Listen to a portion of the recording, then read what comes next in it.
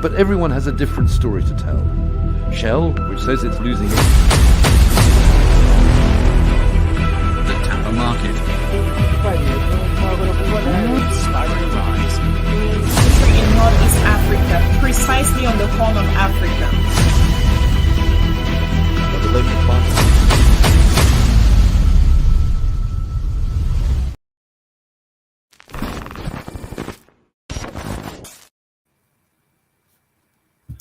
All right. Good morning, folks. Welcome back this morning. This is Frank. I am your host. This is the Revolutionary Aspect series of WCC. So, welcome you this morning. Today, March 10th. Oh, okay. Wow. All right. So, today is the 3rd day of March. All right. So, the 3rd month of the year. And the 3rd day of March.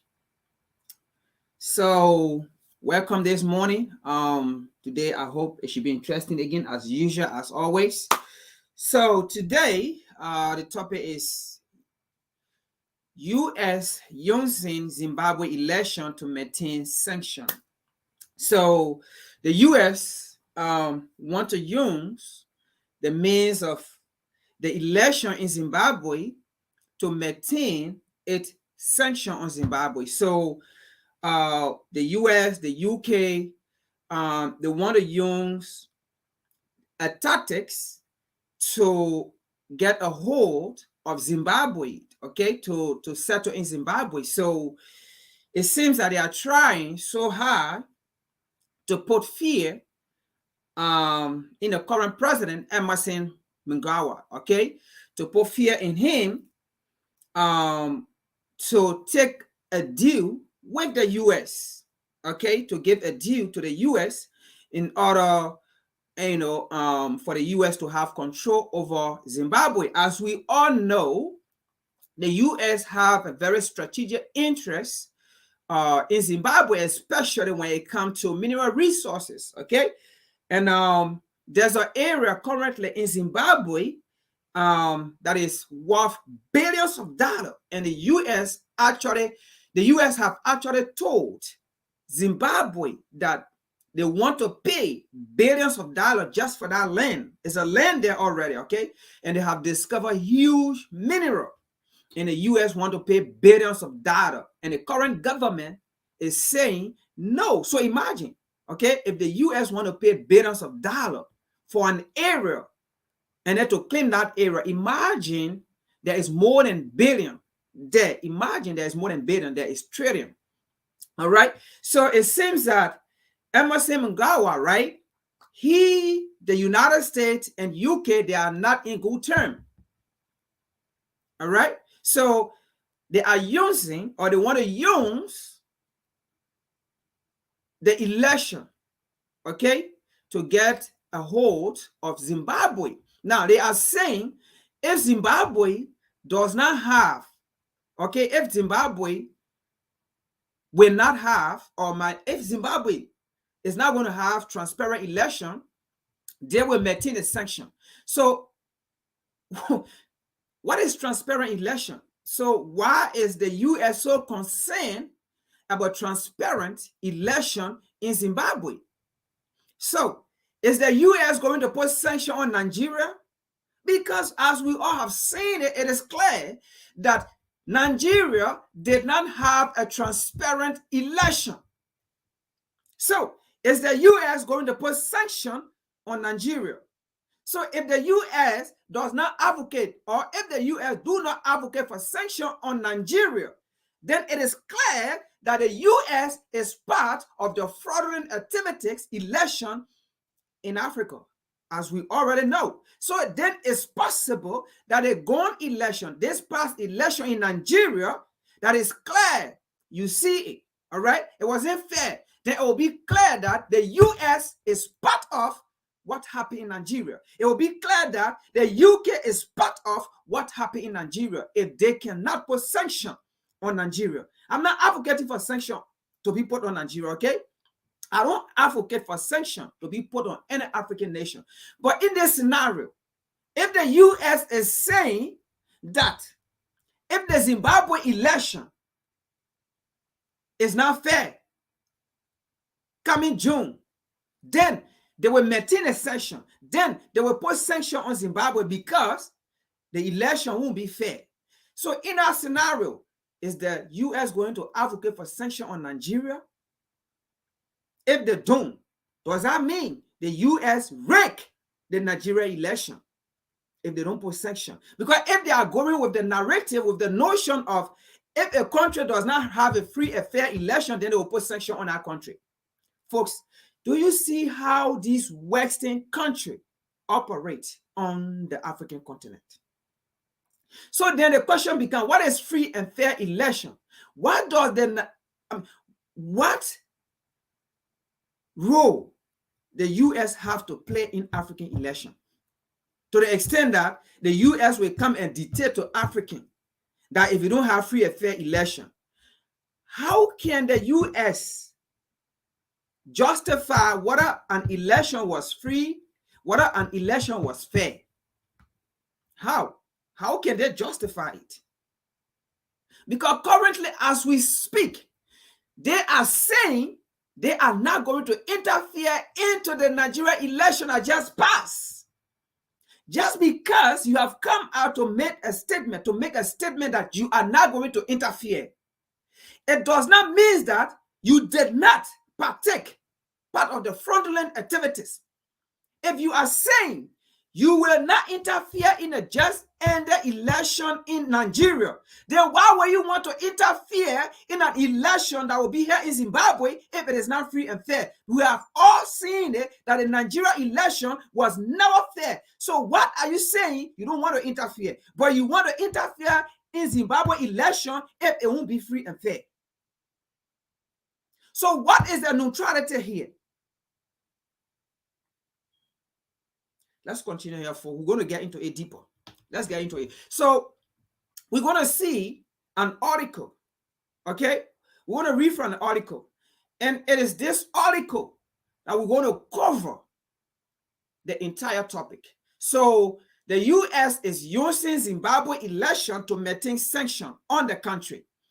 And the last part we're going to focus on this, let's discuss Africa, okay? Let us discuss Africa. It's open. I just left it open and we're going to discuss it.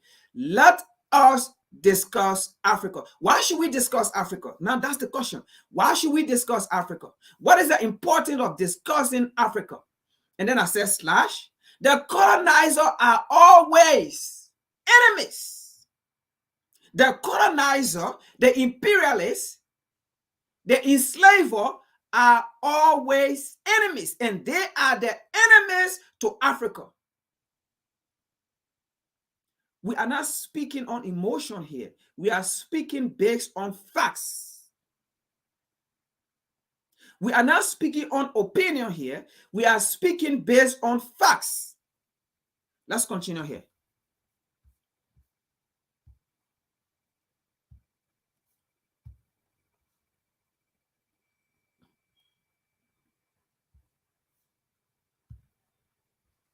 Now, the first article we're going to look at here from the Reuters, it says, U.S. worry ahead of Zimbabwe coup, warn on credibility. Now, first of all, let's see this coup.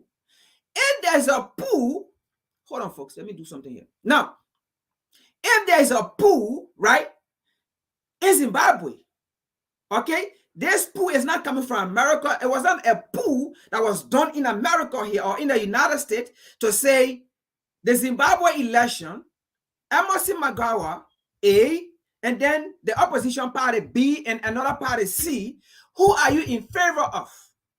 Now, if majority of the people come out to say they favor the ruling party currently or they favor Emerson Mnangagwa, why would it worry the United States? Why would it worry them? It is a Zimbabwe issue. It is African issue. Why is the United States so worried about African people problem, about Zimbabwe problem? If there is a coup that was done in Zimbabwe, and a coup says they favor Emerson. The poll says they favor Emerson over the other candidate. Why should it worry the United States? Why would the United States cry over Zimbabwe more than the Zimbabwean? Why are you weeping more than the bereaved? Why would the United States want to weep more than the bereaved? Why would the United States want to weep more than the victim? Why? Does it make sense? Why?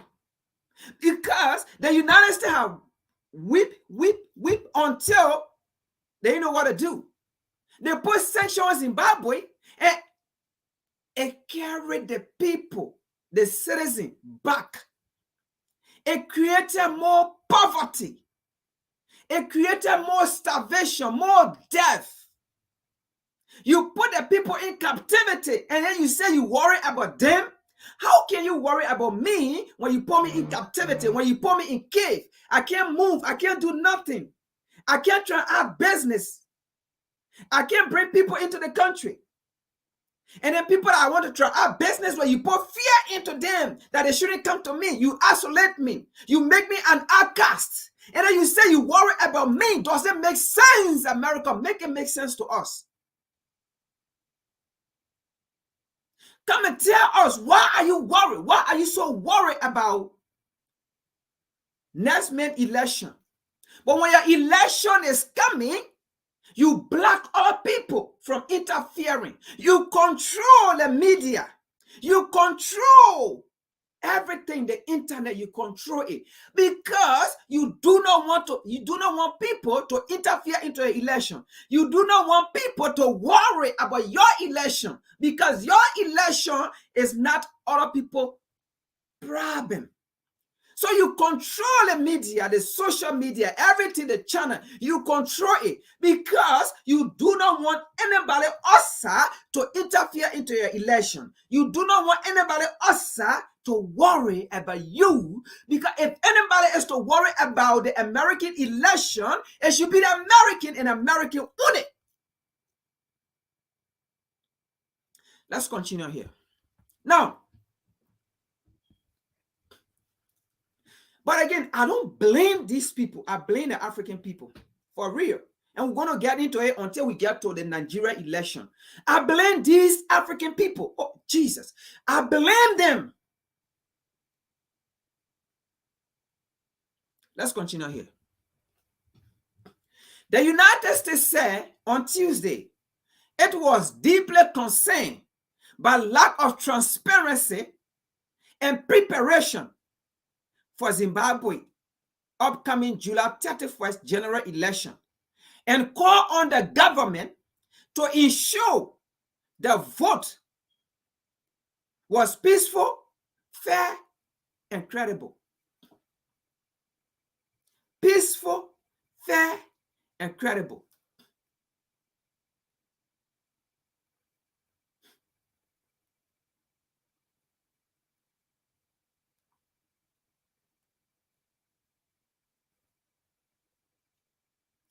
So, I don't want to get into Nigeria too much, but I'm going to get into Nigeria.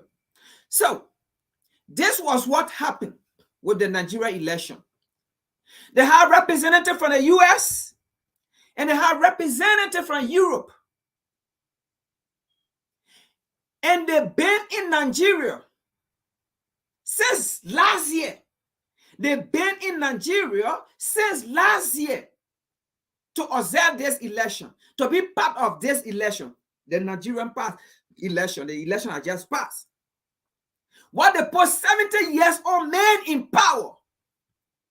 Tell me, how can one of the youngest, okay, in terms of population, in terms of manpower, in terms of youth on the African continent, look at a 70 years old man and elect a 70 years old man? Does it make sense? Who want to elect a 70 years old man in power in this new DNA? In this new DNA. And these are people that always talk about free and fair election. I mean, these Westerners, these so-called Westerners, they always want to put their mouth in people election. Talk about free and fair, peaceful, credible. And they have been there since last year. And in fact, they also provided the equipment, the machine. We're going to show everything here today. They provided the machine, the equipment. So if these people provided the machine, these people provided the equipment, the voting machine, then why was the election in Nigeria not free and fair? They didn't manipulate those machines, because as I read also, according to a report, the government elected, the president elected had 8.8 million votes. When in reality, most places in Nigeria, people did not vote. There was no voting machine provided to those people in Nigeria. Places, okay, that should have voted for Peter Obi.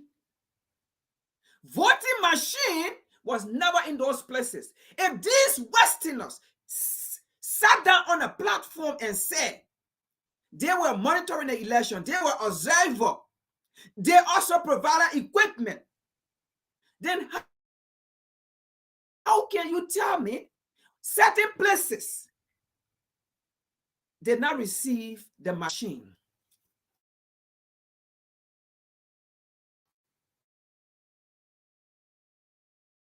How is Westerner? This is how the United States, to be specific, UK, this is how they're going to be rigging election on the African continent now. They're going to come to say, we want to provide the equipment, we want to provide the technology, but they are coming to infiltrate your technology or your whole election. They are going to bring machine. It's already programmed. You thinking that you're going to vote for your candidate? It's already programmed. That vote is not going to your candidate. It's already programmed. It's going to the person you do not want to vote for. That is what they did to the Nigeria election.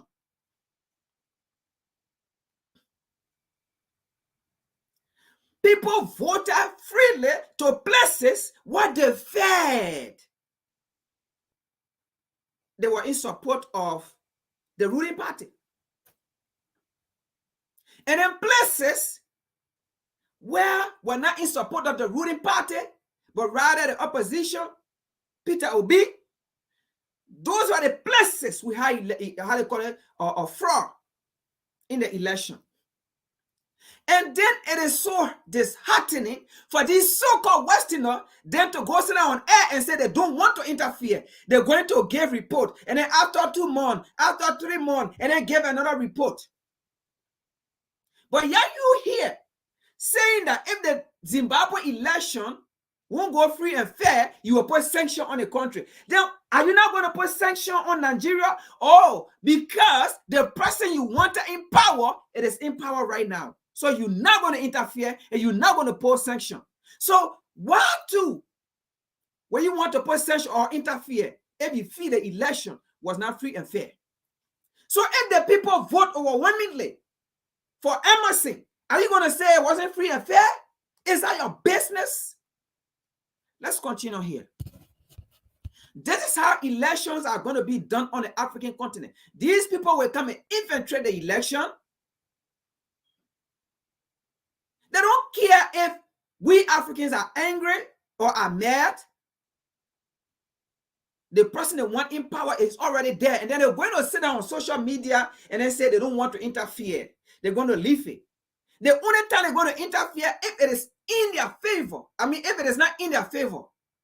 Maybe the president they want, or the puppet they want in power, if the puppet is not there, then that's the time the election was not free. That's the time the election was fraud. That's the time they're going to interfere. African leaders. You people are the cause of these things going on. To be frank. And not African leader, but even the opposition. You people are the cause of these things going on. Because if the current government is not in appliance or compliance with the United States and Europe, then they come to the opposition. And that is the case of Zimbabwe. Then they come to the opposition. Then you opposition, instead of saying, no, we're going to go to the ballot box. If our people don't choose us and they choose whosoever they want to choose, we will go by it. But because you people are so power greedy, you want to get in power by force and by fire, then you agree to this colonizer. You agree to these imperialists to come and infiltrate your system. And that is why always nothing can be done in Africa. Because once you agree to them and they come and infiltrate your system and they put you in power, you won't be there for your people. You're going to be there for America interest and for Europe interest, because it was through them you came to power. If it was not because of them, you won't come to power. So you have to protect their interest. And in doing that, what happened? You do nothing for your people.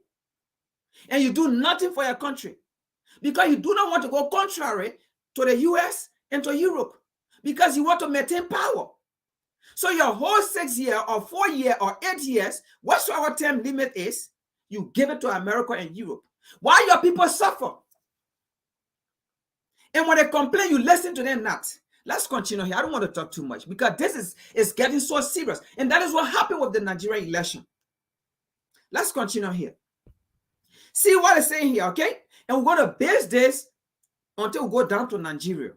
Now, the State Department spokesman, Patrick Venture, said election that were not seen as credible, who have manipulation for U.S. sanction. So you see it, right?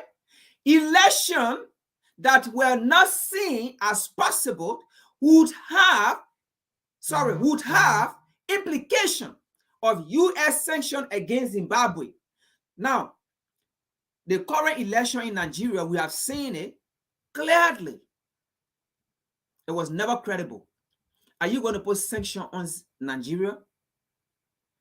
Or you are not going to do it because you guys have already played your game and have, put somebody in power already that you people want. Let's continue. Suggesting that Washington could maintain or increase sanction depending on the election outcome. Folks, listen to this. Listen to this. Listen to this. State Department spokesperson Patrick said election that were not seen as credible would have U.S. implication, sanction against Zimbabwe, suggesting Washington could maintain, this is English, Washington could maintain or increase sanction depending on the election outcome. Now, listen right here. Depending on the election outcome is very clear here. Whether or not Emerson win, on the majority vote of the citizen, as long Emerson is not in the interest of the U.S. or protecting the U.S. so-called foreign interests, the sanction will stay. The sanction will stay. Now, the sanction will be outlifted only if Emerson, this is the English here, and we're just trying to analyze it. If Emerson agree to American foreign policy to be puppet to America and Europe, then the sanction will be uplifted. But if Emerson does not comply as a slave, as a colony to America and Europe, the sanction will stand even if he win the election with majority vote or popular vote, the sanction will stay. Then who is Africa's enemies? Who are the enemies to Africa? Who making sure that Africa stay the way it is? Who is that making sure that Africa do not have our own stand and do not have our own voice. Who is making sure that happen? Who are the enemies? The colonizer. Let's discuss Africa. Let's continue here. The run-up to the election has been peaceful, but Western critics, and the opposition says, so you see here now, okay? The run-up, so this is a Zimbabwe speaking, okay, that the whole process of the election is peaceful. How things have been, going on, like pool going on, people asking people who they want, and people giving their opinion. Nobody embarrassing or harassing anybody as to who to vote for. Like campaigns is going on, it's peaceful. But because of Western critics, okay?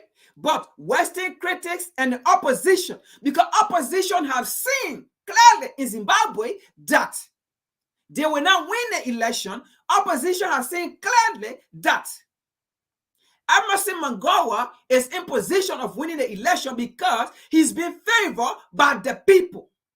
And if he's been favored by the people and the United States is not being favored by Emmerson Mnangagwa, or Emmerson Mnangagwa do not favor the United States or to be puppet to Europe and the United States, so then what happened? The United States then go and side with the opposition. Folks, whenever America support your leader, that person is not your leader. But whenever America or the imperialists speak against your leader, that person is your leader. That person may not be 100%, but that person have a Pan-African blood. That person have a Pan-African training or understanding in them. That person is your leader. It's not going to be easy, but support that person. So, like we said here, the election process is going on fine. But these Westerners have seen that it is not in their favor. So what they did, Western critics, that is Western propaganda, and the opposition says the process has been boldly planned. So you see already, they are already making a plan to come and say it was not peaceful. Okay?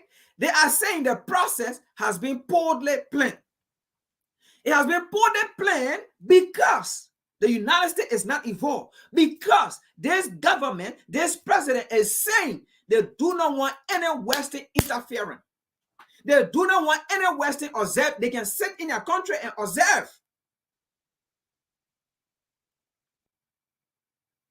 Now let's continue here. So Western critics and opposition says the process has been boldly planned. Undermining and plot with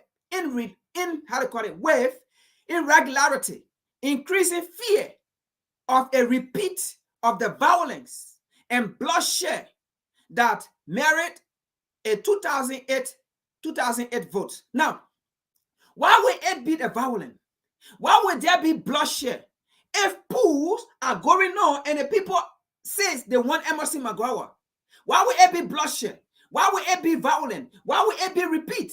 If they themselves said here, the U.S. worry ahead of Zimbabwe pool, why would you worry if pool are being conducted and they say the citizens come out to voice out their opinion and they are saying they want this person? If pool is going on, I mean, there's an open thing. They are asking people, campaigns is going on, canvassing is going on, and people are giving their opinion. So why can't the United States accept the people's voice? If they so believe in the so-called democracy by the people, of the people, and for the people. So what is democracy to them? To have a puppet government that does not care for her people? Is that democracy to the United States? Then sit in your country and stop interfering in other people's affairs. Let's continue here. As they say here, we are deeply concerned. So they're the ones speaking here again. They are always concerned about people's problem and can never solve people's problem. Then why can't they go to Libya to carry a democracy there? Because as we speak currently, the people are crying for election. The people are crying. to elect their president. They are crying to go for election. But the United States and its back government in Libya, they are saying no election. Let's continue here. We are deeply concerned about the lack of transparency in electoral preparation, the continual partisan behavior by state security institutions, and the technical logistical issues hampering the administration of a credible and transparent election.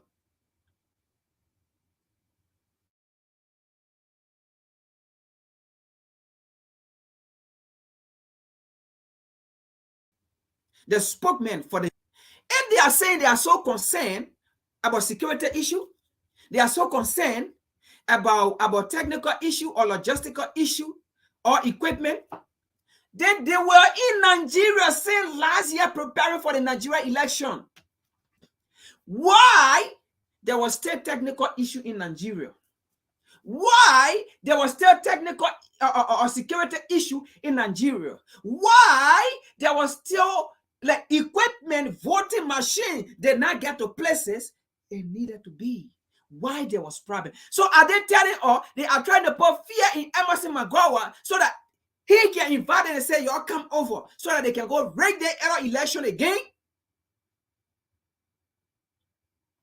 Why is the United States so concerned and worried about Zimbabwe? Then you have sanction on the country. Why are you so concerned about people you say you love, but you put sanction on them? You punish your people, and the people are dying every day and night. No medical, no food, everything. Why are you concerned? When you like the people, you put somebody in jail for nothing, and then you say you love them. What is that love? What is love to the United States? You tie somebody, you tie their legs, they cannot feed themselves, they cannot do nothing. And then you come and say, we love the people. That's why we tie them, that's why we handcuff them. That's why we start them, that's why we can't give them water or nothing. We can't provide them life. Oh, we love you, man. We love you guys. We are doing the right thing. We want you guys to have a good government. That is why we put you guys in prison. So be in prison as we advocate for good government. When we have good government put in place, then we can free you guys from prison. Then you guys can come now. That's the kind of advocacy America do on the African continent day in, day out. Let's continue here. The American spokesman said, a troubled election risks undermining political and economic progress. Of course, if you guys don't get your way, what happened? Political chaos will go in our country because y'all will supply ammunition there. Y'all will supply people who feel they are not satisfied, or people that you people wanted to put there and they did not get there. Then they say economic progress. Of course, what happened? Economic progress. Your put sanction on Zimbabwe. That's the kind of economic progress Zimbabwe is undergoing right now. No progress. You take food from the people's mouth and then you say you love them. You take away opportunity from the people. You say you love them. You sanction the people where they cannot make business with other people. And then you say, according to international law, when you are being sanctioned, nobody do business with you. How will the economy grow? Then you say you love the people. You are so concerned. You are so worried. Search in your country because they are all BS. That we have come to realize. That's not love. You don't love Zimbabwe. Let's continue here. He said, a troubled election risks undermining political and economic progress. Zimbabwe has made since the formation of a united government after the disputed 2008. He noted that the economic show sign of recovery from economic mismanagement by hyperinflation. Now, first of all, let's do this. Let's make this clear here. The economic hardship currently Zimbabwe is going through, it is caused by the United States and Europe. Do you know how long you've been having sanctions on this poor? Now, the country not poor. Do you know how long you've been having sanctions on this country? This rich country in its own way. Do you know how long? Since the day of Robert Mugabe. How do you expect this country to grow? How do you expect this country to grow? Economic hardship. You cause the economic mismanagement of this country. And then you want to come from the Bahamas and then say you want to come help because they have economic hardship. And you are doing the same thing again with this coming up election again. Clearly stating that if it doesn't go in your way, you will maintain the sanction. This is how you put fear in the people to the extent they have to go vote for the opposition and say, you know what, in order to uplift this sanction on us, let's just go vote for the opposition. But will it be freedom if even they go vote for opposition? Will it be freedom?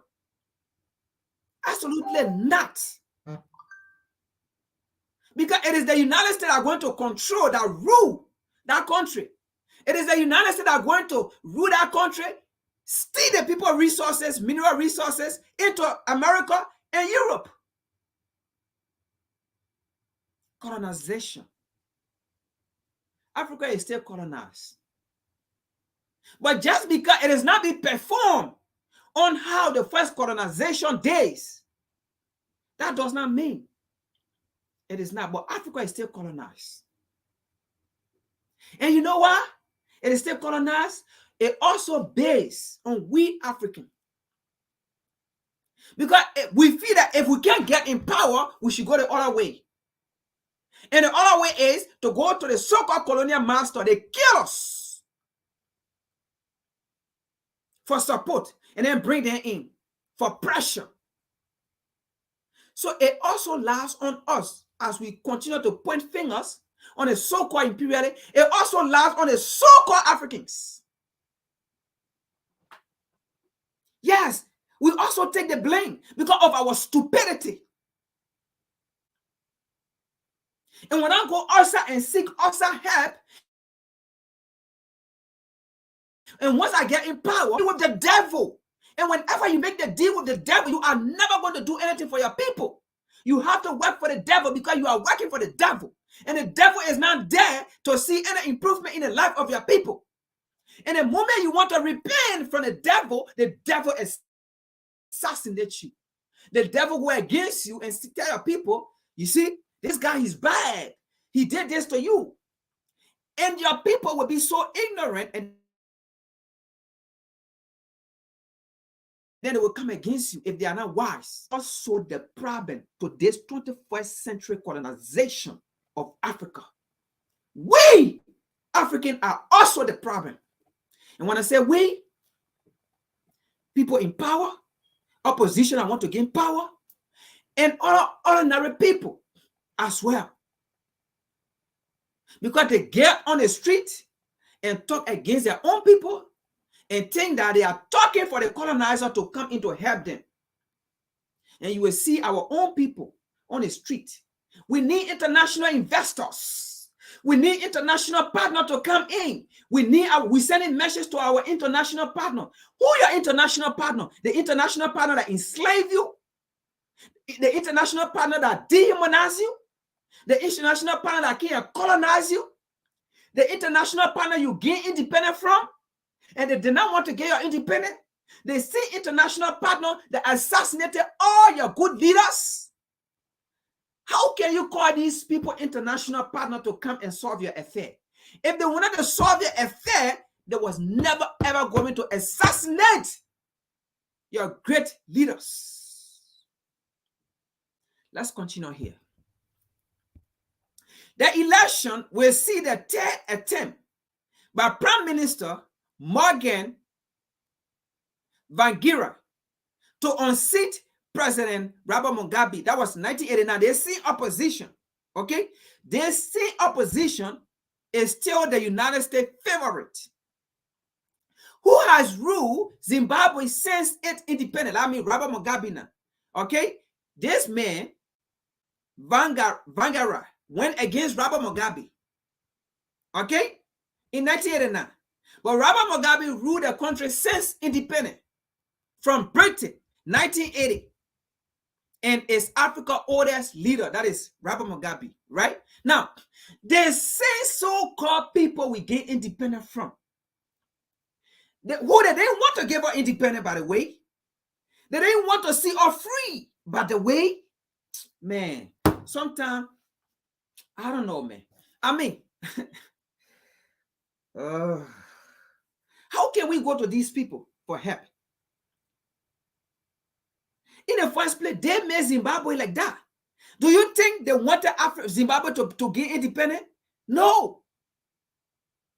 And it is because of that they put sanctions after Mugabe get into power, and Mugabe began to take things the way it needed to be for the favor or for the interest of Zimbabwe.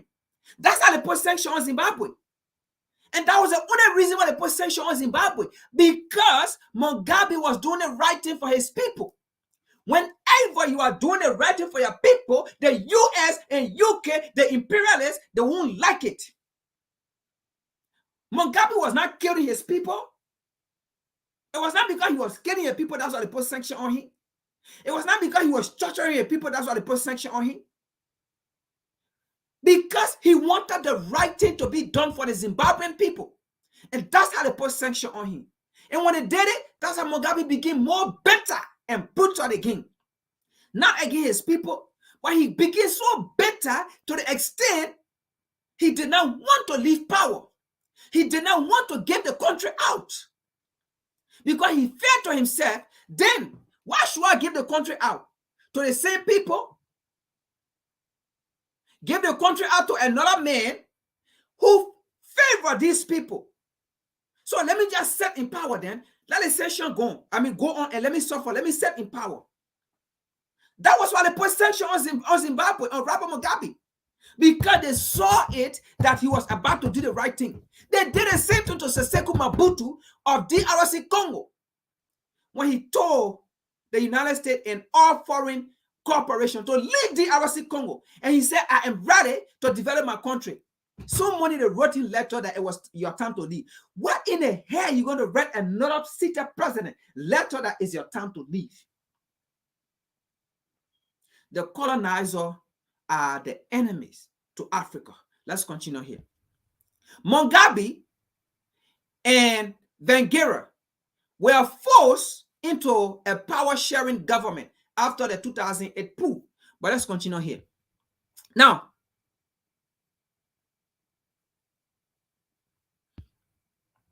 let's continue here. So now the U.S. again, right?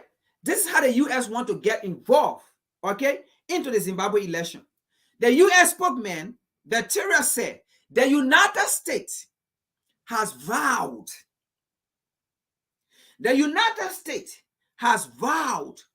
deep concern and disappointment that preparation for the election had not followed a 2011 roadmap agreed with the 15-nation Southern African Development Community, SADC, which charted a course of reform to improve conditions for election. Now, this may sound nice to you, right? This may sound sweet. Anybody read this? It will sound sweet to you. But now, those organizations that the United States is naming here, who control them? Who put money into them? They say United States. They say Europe. So they want to use these organizations, okay? And then they will sit at the back and the organization go in and do the work of the United States and UK. But if a man like Amos Magawa said no, if he see it, what they want to do, and he said no, these people should be out. So this is what the United States talking about. They are so concerned, they are so worried and think. You do not put food on people's table. Why are you concerned about them? You took food from people's table and they are starving. And then you say you concerned about them. If you put food on the people's table, then you will say, I'm concerned. But you took food from the people's table. Then you say you concerned. So you see here, they are deeply concerned and disappointed that preparation for the election has not followed a 2011 roadmap. Are you the one who gave you the right to give roadmap to another people? When there is election in America, who gave roadmap to America?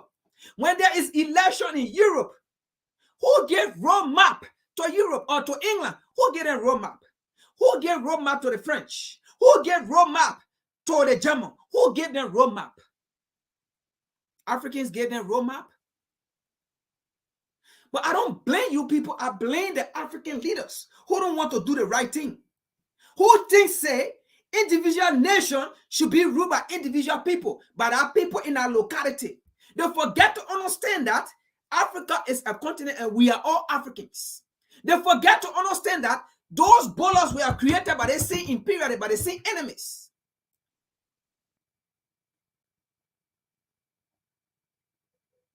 And you live in borders that was created by the same people. And then you say you're fighting for the interests of Africa. How in the hell you fighting for the interests of Africa, but you continue to maintain a jurisdiction, a geographical location that was created on the basis of divide and conquer by the same enemies? And then you say you are fighting for the interests of Africa. How can you be fighting in the interests of Africa when you cannot unite with your other African brother, with your other African nation, to solve the interests of Africa, to look at the interests of Africa? Let's continue here. The United States went as far as saying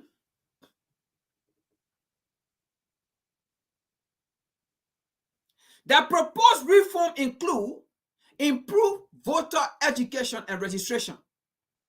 So are they telling us what happening in Zimbabwe? There's no voter registration, no voter education going on. When they themselves say here, there's a pool going on here. So that means education is going on. In fact, who are they to come and tell us how election should be done? Who are they to come and tell African people how election should be done? How election education should be passed on to people? How voter registration should be designed, should be this and should be that? But I don't blame them. I blame these people. I blame people who are in authority. They don't want to blame. The proposed reform include improved voter education and registration, inspection of voters, roll, and changes to the Public Order and Security Act. African, do we not know these things? Should we wait for America to come and tell us about these things? Do we not know it? African leaders, do you people not know this? African authority, do you people not know this? All right, ordinary citizen, do you people not know this? How can a nation who does not even believe in democracy come and tell you how democracy is supposed to be? How can a nation today, even in America here, they are still putting restriction on people from voting? Today, they are putting restriction on certain people from voting. Today, in this current time. Then how can they come and tell you how election is supposed to be this, that? When today they are still carrying on bill in house to vote on it, to put restriction on certain people from voting, to black. Come on, man. These things, right? I blame the African people. I blame African leaders who fail to do the right thing for this continent. I blame them. I blame them. Now, they said earlier on in his tenure as the new U.S. Secretary of State, John Kerry wrote to Mugabe, outline, you see the stupidity these people can do, and then African leaders still sit down there. Which one of the African leaders would just sit down on the African continent and write a letter to Joe Biden about next year you shouldn't be running. You should resign and give time to other people. Which one of the African leader would do it? John Kerry wrote to Mugabe outlining the U.S. position. Okay, we say here, everything is about position. Okay, if Emerson Mnangagwa is not in support of the United States position in Africa or in Zimbabwe to steal the people's resources, okay, there could be problem. So John Kerry wrote Mugabe outlining on how Mugabe government should be run, on things in Zimbabwe, how it should be for America. It shouldn't be for the Zimbabwe. Which one the African leader will read letter to Joe Biden and say, in Texas, for example, the oil are there. This part of the oil block should be for Africans. The other side should be for you. Don't come there. That should be reserved for African people. In Pennsylvania, XYZ, the pipeline, do never ever go there. Send security there to maintain our place. Africa will really, because this is what they do here. Writing a letter to a seated president of another country, outlining your position, outlining your interests.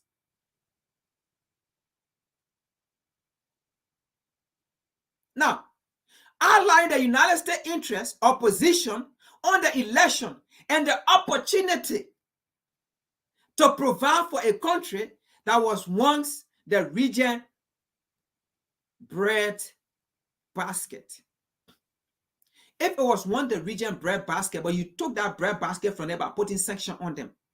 So they were telling Zimbabwe everything, Robert Mugabe, everything what they want.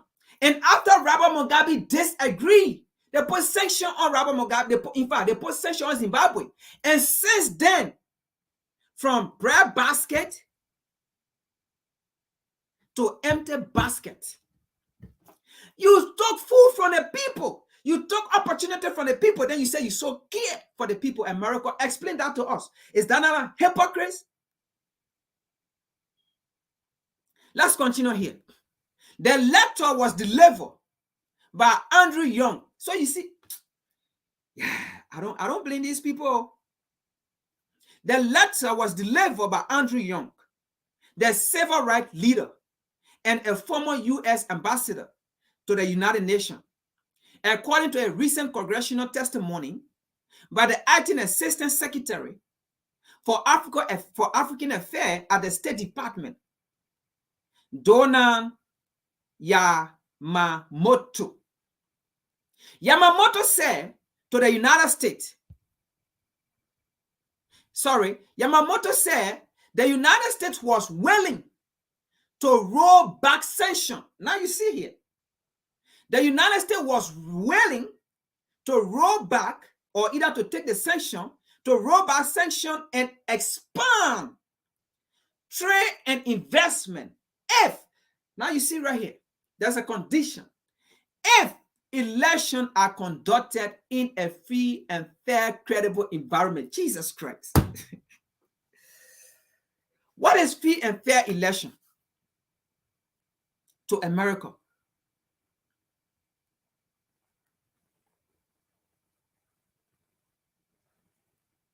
And free and fair election could be the will of the people, even if that plan favor the interests of America. It's still free and fair, based on the voice of the people, based on the mandate of the people, based on the satisfactory of the people. But that is not free and fair election to America. Free and fair election to America means the person in power should be puppet to them. And if that person is puppet to them, it doesn't matter whether your people favor you. It doesn't matter whether your people don't favor you. That's free and fair election. So let's see here. Okay. So that's the article right here. So this is how the United States is undermining the Zimbabwe election to maintain sanction on the country, just in case if things does not go in their way. And then they will come out with narrative to say the election was rigged, the election was not free and fair, because Emerson Mnangagwa have already disengaged himself from foreign activities or foreigners coming into the country to manipulate the election to bring foreign machine. Okay, they play with those machines and then bring it in the country. He said no, because he have already seen that they don't like him because he's not in favor of them. He have already seen that they like the opposition. Now, see what the United States is doing in Zimbabwe, putting money into the opposition. Let's get to the next article right here. So, are they going to put sanction on Nigeria? I'm not advocating. That is not to say I'm advocating for sanction. My point here is these people, they should leave Africa alone. But how can they leave Africa alone? It is based on the African leaders to unite and do the right thing.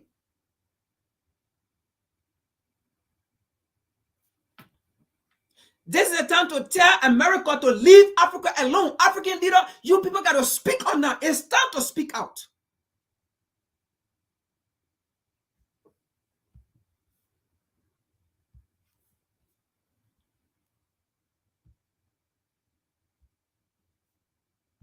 So let's see how America putting more money into the opposition and into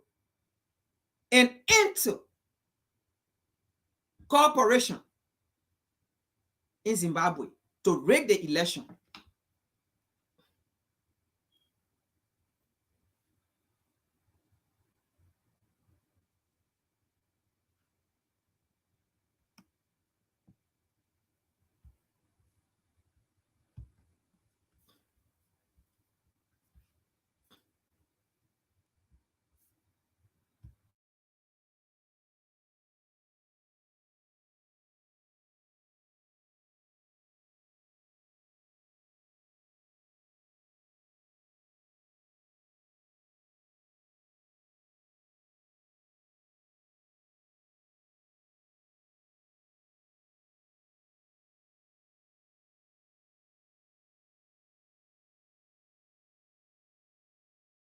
Stated that we will remain forever masters of our own destiny. Emerson Mnangagwa has stated that we will remain forever masters of our own destiny, and as president, he appears to be working towards this goal. Hello and welcome to another scintillating episode of The Pulse of Africa. I am your host Ananya Sharma. Let's begin with the video report.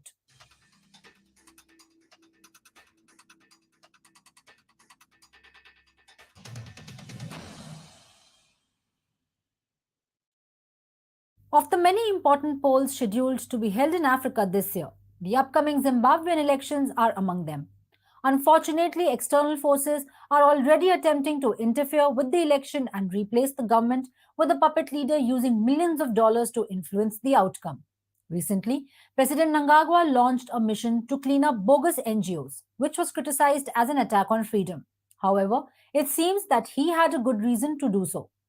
According to a report in the Herald, the United States and the United Kingdom are determined to meddle in Zimbabwe's elections by enlisting non-governmental organizations and some media outlets to their bidding. The report details how the US is offering $37 million to NGOs to stealthily interfere in the forthcoming elections. Presidential spokesperson and Deputy Chief Secretary of Communications in the Office of President and Cabinet, Mr. George Charamba, stated that the government is aware of the situation and would not hesitate to clamp down on subversive elements, especially with the Private Voluntary Organization or the PVO bill becoming law. Over the past year, the US has attempted to send monitors to Zimbabwe, but their efforts have been thwarted by the authorities. Mr. Charamba warns that this is just the tip of the iceberg and there will be more attempts to meddle as election approaches. He also mentioned that Zimbabwe has deported several deputations from American institutions, including the International Republican Institute or the IRI and National Democratic Institute or the NDI, who tried to force themselves into the country under the pretext of long term monitoring of local elections. According to reports, the US frequently deploys such monitors in Africa. For example, during Nigeria's presidential and National Assembly elections, the IRI and the NDI sent a 40-member joint international election observation. As the election approached, the US's mission became more daring, scouting for conducts to funnel illicit. So let me reference on that. I know we're going to get to Nigeria, but you see here, right? They did the same thing. They went to Nigeria. This 2023 election had just ended. America was there. Europe was there. Their so-called international partner, they were all there. Then why the election went this way? And now they are saying they don't want to interfere. If you did not want to interfere, why were you there on the land? You wanted to interfere, that's why you were there. You wanted to interfere, that's why you provided equipment. But because you have put somebody that you wanted, you don't want to interfere because the person is already there, have been declared as winner. So how will you interfere when it is in your favor?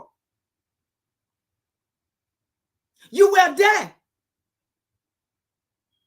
So you see what it did with the Nigeria election. They were there. So Emerson Mugabe is now stupid. That is why he said no. That is why he's kicking out NGO, because the United States is already putting money into those NGO to infiltrate the election. He's already putting money into, they are already putting money into the opposition. How can the US be on one side? How can the United States and UK support the opposition and leave out the seated the current president or the seated president? But you supporting the opposition and then giving narrative, you and the opposition giving the same narrative. And then you say you want free and fair election when you are undermining the election. How can you undermine someone's election and you say you want free and fair? They provided the equipment in Nigeria, the voting machine and everything. They provided it. What the hell went on?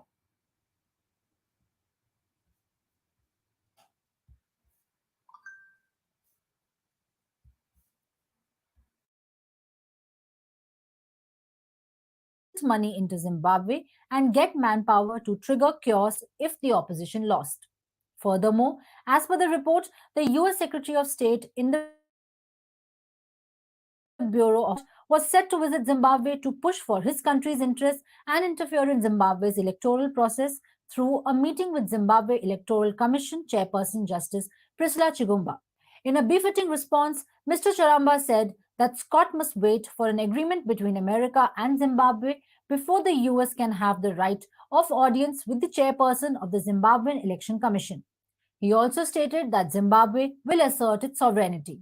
Mr. Charamba also said that meetings are being staged even inside Zimbabwe to plan and map mechanisms for pushing illicit funds to support the opposition, which would amplify messages of dissatisfaction with the electoral process from opposition members. Thus, there have been strong apprehensions that the West-backed NGOs may be looking for opportunities to trigger chaos and violence, which in turn will help the West to discredit the country's elections.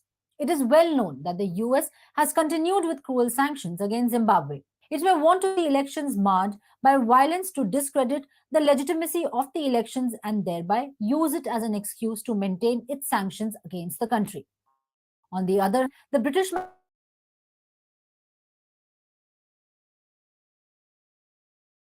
might be concerned that Zimbabwe must come back into it. Hence, the UK might be planning to use the excuse of a discredited election to block Zimbabwe's re-entry. Previously, we informed our readers about Zimbabwean president's recent launch of an in-house cleaning mission against the West-backed NGOs. These NGOs, disguised as promoters of democracy and good governance, actually operate as regime change agents and work to destabilize the country according to the Western agenda. However, it had created a huge hue and cry among the NGOs who claimed it as an attack on freedom.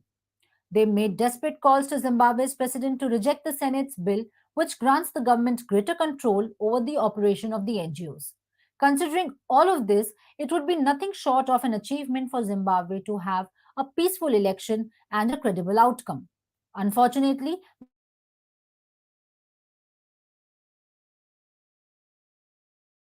There are even the country into a US vassal state. Thankfully, Zimbabwe's president has taken a step in the right direction by controlling such NGOs. However, it is now crucial to keep an eye out for any such attempts to create chaos and violence so that they can be nipped in the bud. Moving forward, Zimbabwe must remain extremely cautious. Okay, so now this could be one of the reasons, right?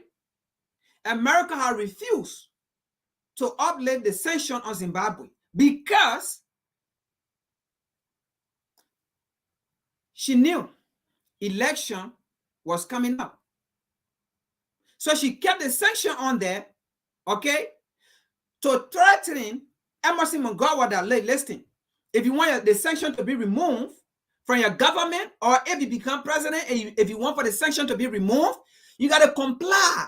And I believe talks like that have gone behind the scene. That, look, my man, we know the people favor you to become the next president, but you have sanction on you though. Now, if you comply with us, we're going to uplift the sanction. Now, this is what we need you to do. So we want to hold certain part of your government. We want to hold certain part of your government,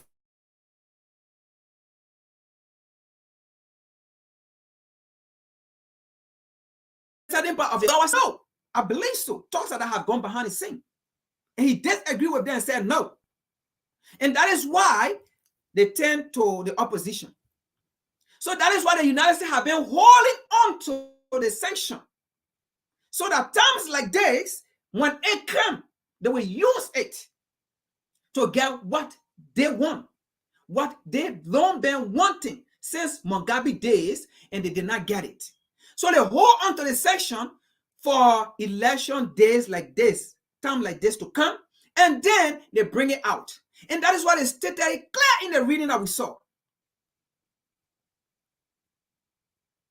And he said no. Then now they are going ahead to spend money on organization, on NGO, to infiltrate the election, supporting opposition, and at the same time calling on the SADC in the region, like the nation in our region, okay, like in West Africa, all the West African nation, like the Eastern African, all of them. That's how it is in South Africa. So all those nations now, right? They go and bribe the mean people that hold on to the organization of the nation in our area. And then they will go now to represent America on the stage, even though she may not be present, but they will be there to represent America and Europe because they have already been bribed. And then make sure they put in government that the United States and UK want.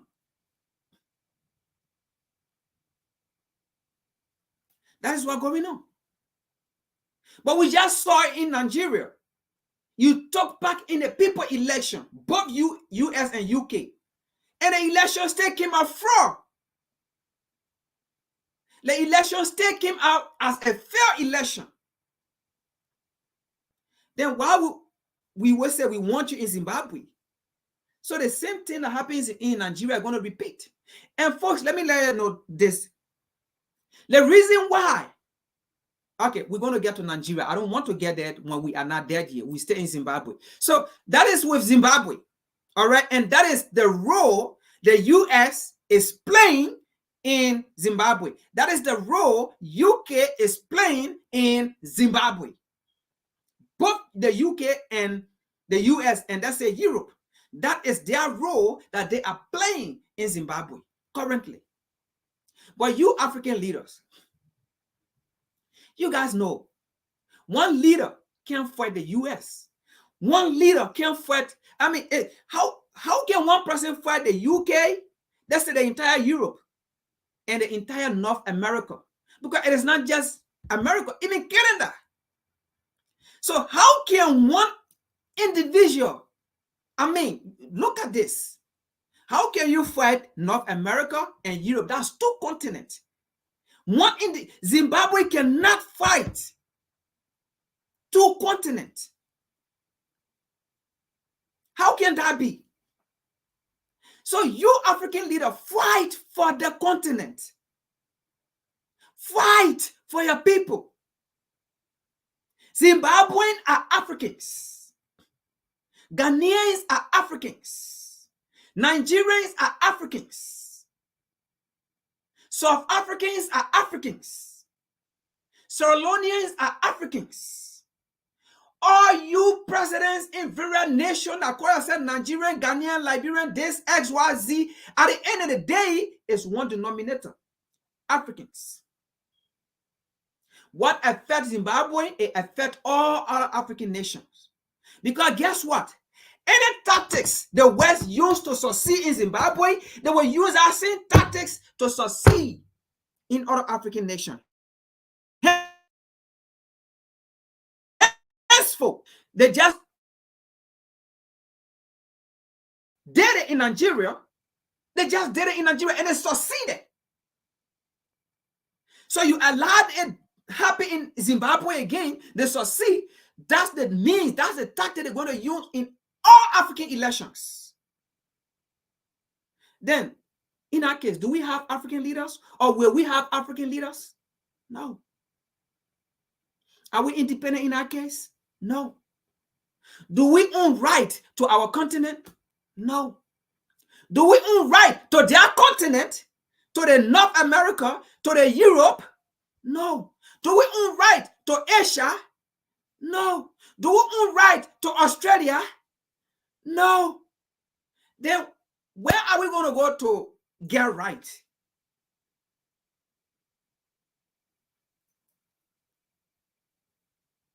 Zimbabwean opposition leader, please, this is about your people. If you love Zimbabwe, if you love your citizen, do not allow America to come and tell you this to support you to go against your people. Because if you come in power, you stand for your people. Your people are still going to be in poverty. Then what are you advocating for? What were you advocating for?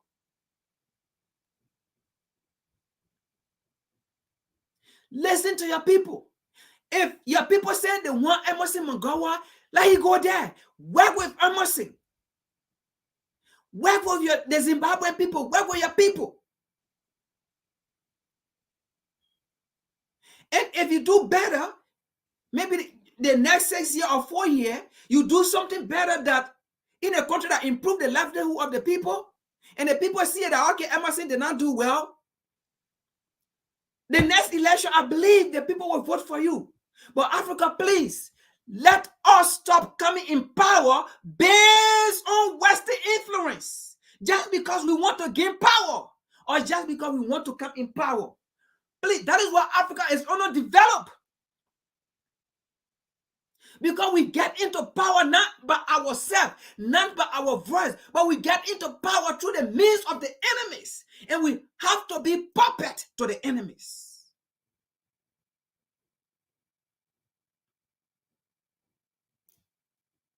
Please, opposition leaders, look at the interests of the country. Fight for your country. Understand that people gain independence from these same people, where these same people did not want to do it. Understand that people gain independence and people die, people shed blood. Understand that. From these same people, people were killed, people were humiliated, people were raped, called names, beaten, dead. Understand that.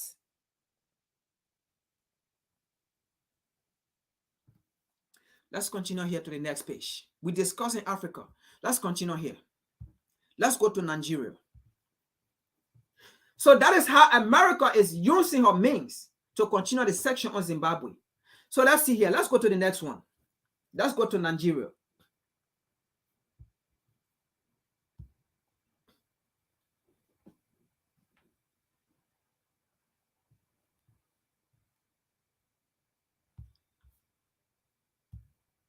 Now, when we say these people have been into, these people have been into Nigeria for so long, right?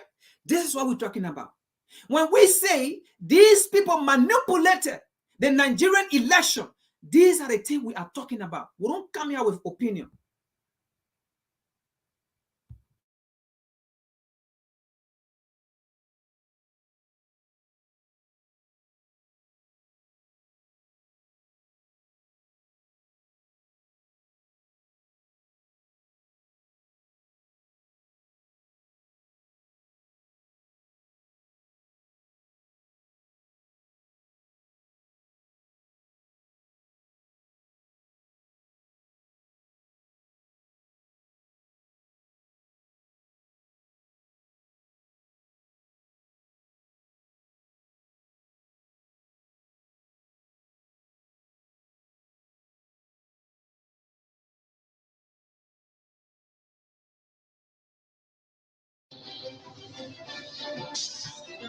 I'm being joined by the president and the CEO of the National Endowment for Democracy, NED, which is an organization based in the United States that was founded in 1983 for promoting democracy in other countries by promoting political and economic institutions.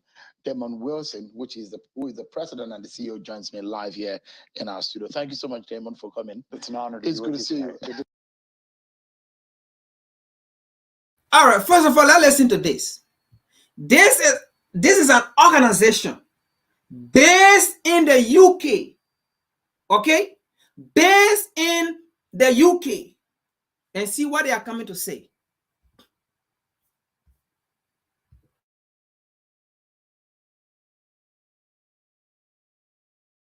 To see you again. I mean, the last time we saw in DC, and it's quite interesting the kind of attention the world is given to the Nigerian election. And that's my first question. Why is the world interested in the Nigerian election, especially 2023 election? This is a consequential election. First of all, it matters a lot for Nigerians. But Nigeria is the 5th largest democracy in the world. It's the largest economy, the largest country in Africa, and it's on the path to 2050 to be the 2nd largest democracy in the world. What happens here matters. It obviously matters first and foremost for Nigerians, but it could have a real impact on the pathway for democracy and democratic development in West Africa, across Africa.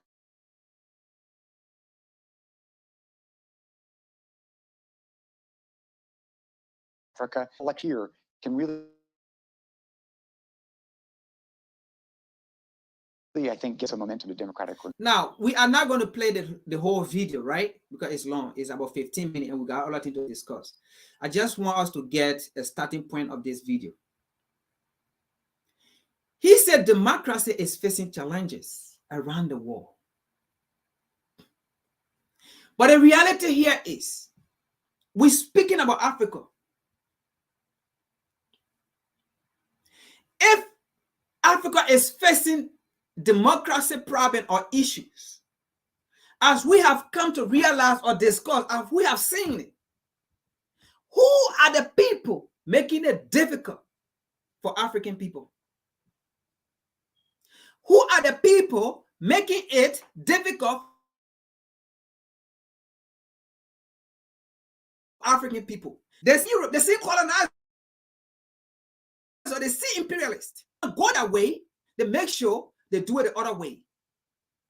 So they are the one making it difficult.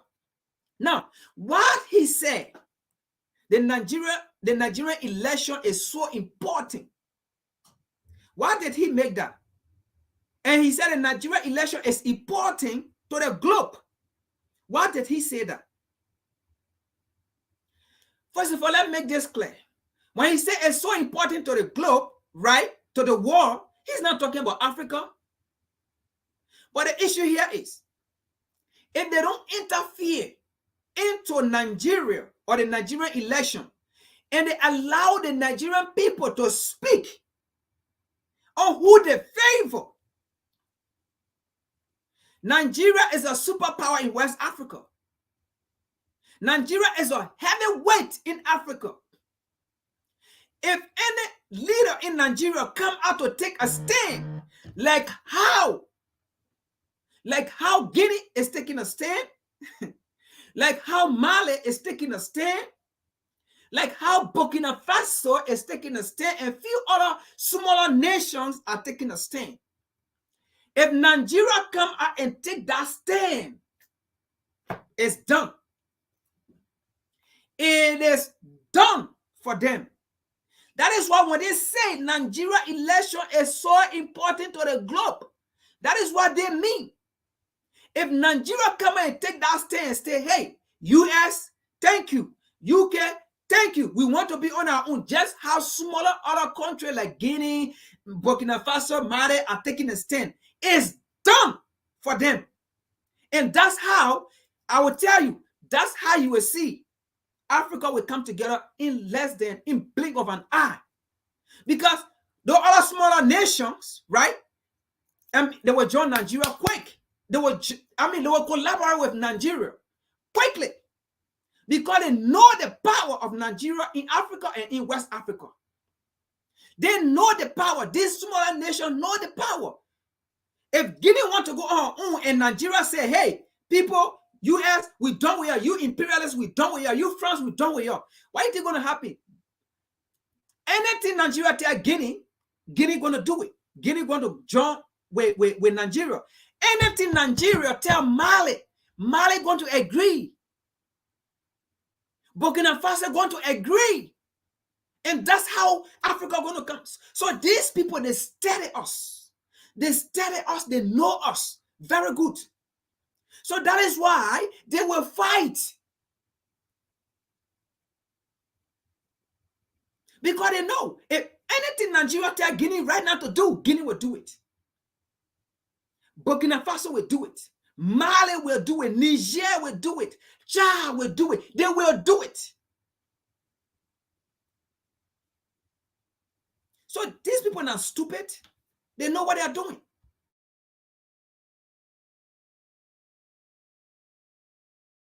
So that's why we're here. That's why we're taking a look, listening and learning to the issues just a couple shortly out before the election. There are a lot of elections on the African continent, and a lot of them are seeing new changes in the leadership of those countries. And quite interestingly, it's followed some patterns also from what we've seen in other parts of the world. And also we've seen some harsh military takeover in some. Does that give you any kind of worry about the trend of these military incursion into democracy on the continent? Well, look, there's a broader context that for about 2 decades, we've been in what is known as a democratic recession. And if you look across the world, we see technically the closure of space for civic and individual rights. Democracy's in a rough patch. It's faced that same challenge here in Africa, the military coups that we've seen across the Sahel, the setback in Sudan. And yet, part of the reason why the endowment is here so invested in Nigeria, this is the largest country in the continent that is headed for what is a constructive election. This is a place that, since the 99 transition, the 7th democratic experiment, we don't have a military. Now, first of all, let's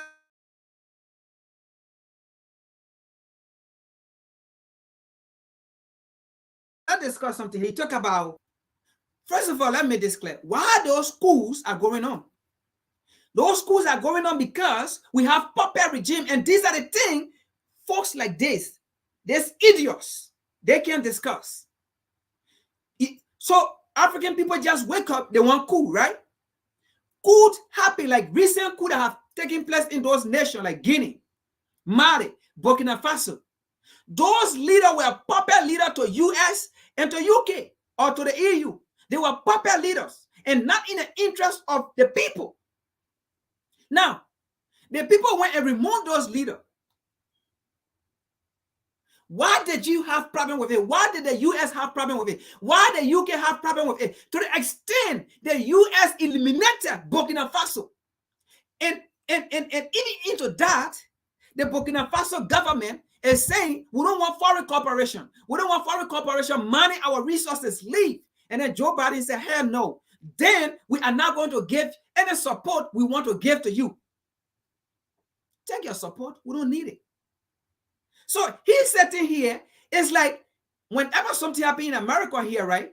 When you want to discuss issue of African people in America, then they bring on black crime. Oh yeah, I mean, first of all, let's discuss black on black crime first. That's the same thing there's idiots is sitting here doing. Oh, you know, democracy is a very serious thing on the African continent. First of all, you see coup d'etat, coup d'etat just going on and all. So you see right there. But they are not discussing why that could happen. Why things are happening the way it's happening. They are not discussing it. Because they understand the problem. They don't want to get to the problem. Because the problem is not their problem. It's our problem. So they will point at the victims. They will blame the victims. That is what they do in America here.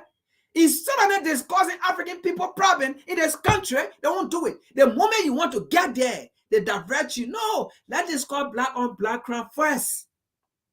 Stop killing one another. When you stop killing one another, then we will tell other people to stop killing you. That is what I mean here.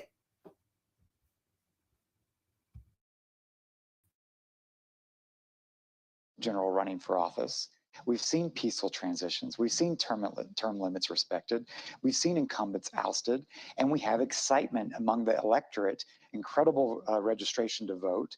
And I think this is a possibility building on momentum. We see what happened in Zambia, Malawi, then more recently in Kenya.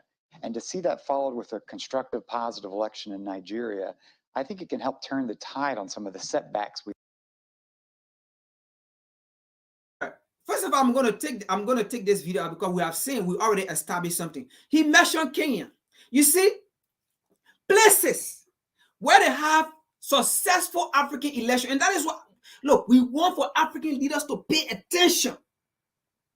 Places that they have successful African elections, where Africans themselves stood up for themselves. Now they are pointing fingers. But do you know what happened with the Kenya election? I'm going to read an article from here. I'm going to read an article, okay? We're going to get to it. But do you know what happened with the Kenya election? They tried to manipulate it. They didn't want the current government, whatever Ruto, they didn't want him. America didn't want him. Europe didn't want him.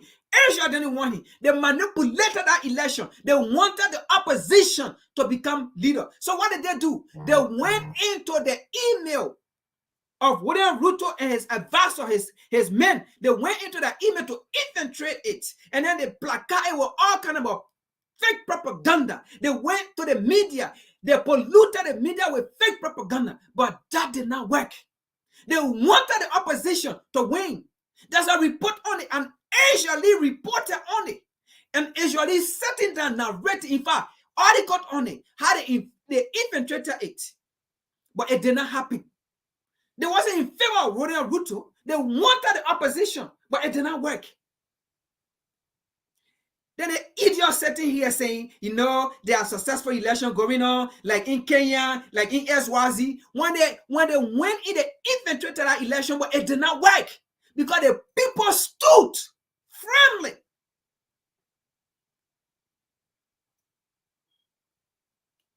So you see here, these people were in Nigeria long time preparing for this election to make sure they put somebody in power who they want. We're going to report on it in the future. But somewhere down the line, I read this current government, president of Nigeria, I know Tinubu or Hubu, he worked with a lot of foreign corporation or foreign entity. That's why they favor him. Because there is no, in order for them to waste their time to go to Peter Obi, to go be signing new contract, to go meet new deal with him, and the possibility is that he may not do it. So the incumbent government, Buhari, said they already have good rapport with him, good deal with him already. All those things are already signed. And with Tinubu coming in, already have foreign, how they call it, ideology. He already in a pocket, a 70-year-old man.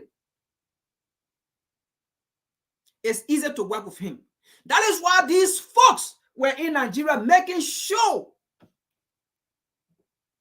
to pollute the machine, the voting machine. and to make sure that person become president. They were there to protect their interest. Don't believe me. We continue over here. Let's go ahead. We're going to check the video. But you have seen this video, right? Let's get to the next video here. Now, what they are saying, we don't want to interfere. We don't want to do this. We're going to leave it. They don't want to interfere because the person they want in power, that person is already in power. Why would you want to interfere in something when it is in your favor? Why would you want to interfere? Because if you interfere, it may go the other way. So it is already in your favor. Why you want to interfere? You go and sit there and relax. If the citizen cause noise after 1 or 2 months, hey, they will slow down. They will die down. That is what's going on here with Nigeria.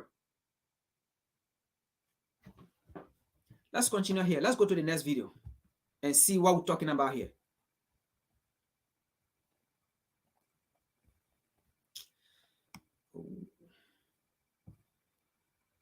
Okay, I have to keep doing it the other way now.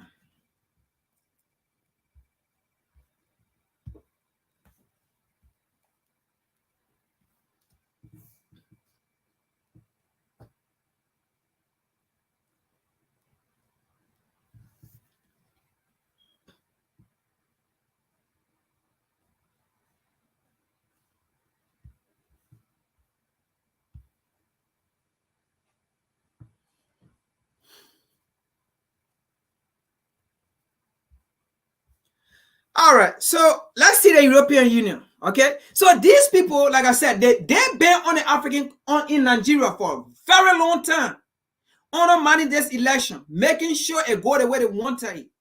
Okay, they've been in Nigeria campaigning very long time. Let's see here.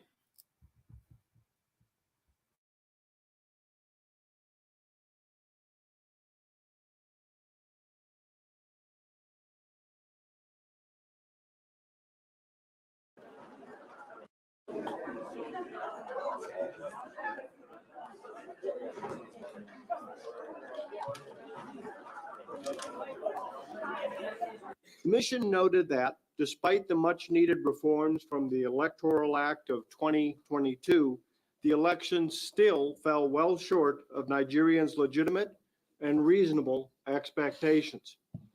Voters' trust in the process has been shaken by INEC's lack of transparency. There were numerous missed opportunities to explain the cause and extent of election day challenges.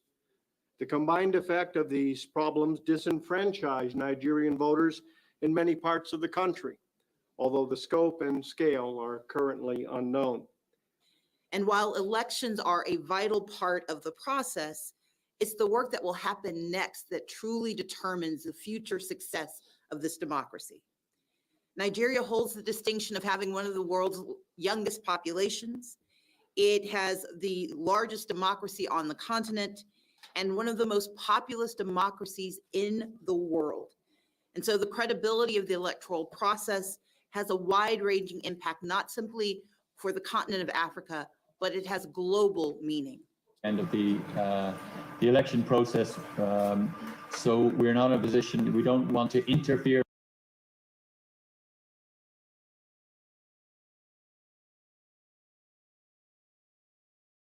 Sorry, folks, we're going to be coming back and forth. First of all, look here. These are all Westerners. And they were in Nigeria, by the way. They were speaking from Nigeria. Okay?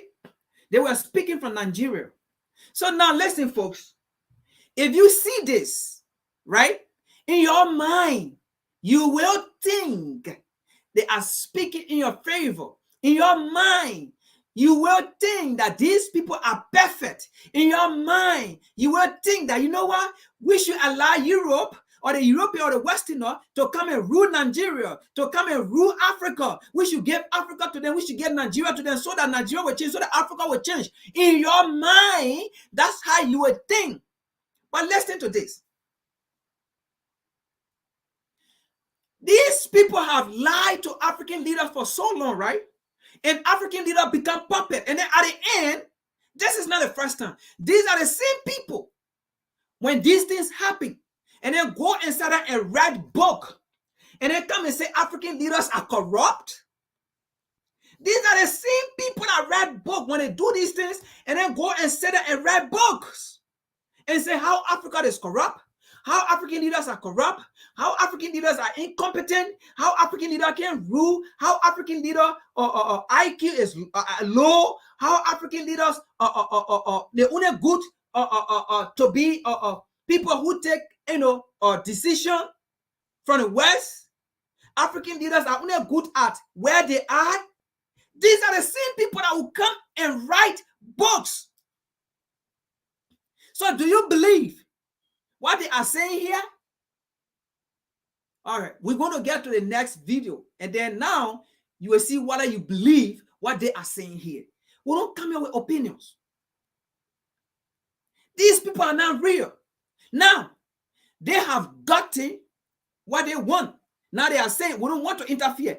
If you don't want to interfere, why were you there in the first place? You already went and conducted the election. Then you say you don't want to interfere, or because you don't want to be questioned of why were you there in the first place? If you don't want to interfere, and you don't, because if you say you don't want to interfere, that means you don't want to be questioned. Why were you there? What did you partake? What did you carry equipments? How long you been there? How can you say you don't want to interfere?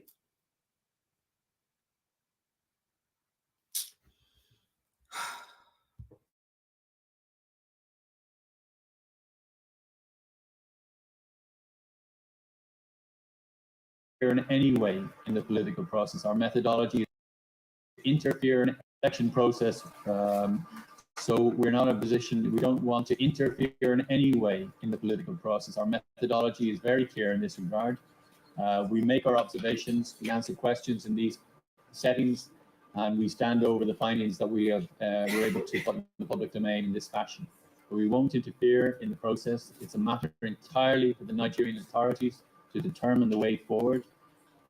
If there are challenges that we identify, it is down to the Nigerian authorities to make their decision about how they wish to proceed with those matters.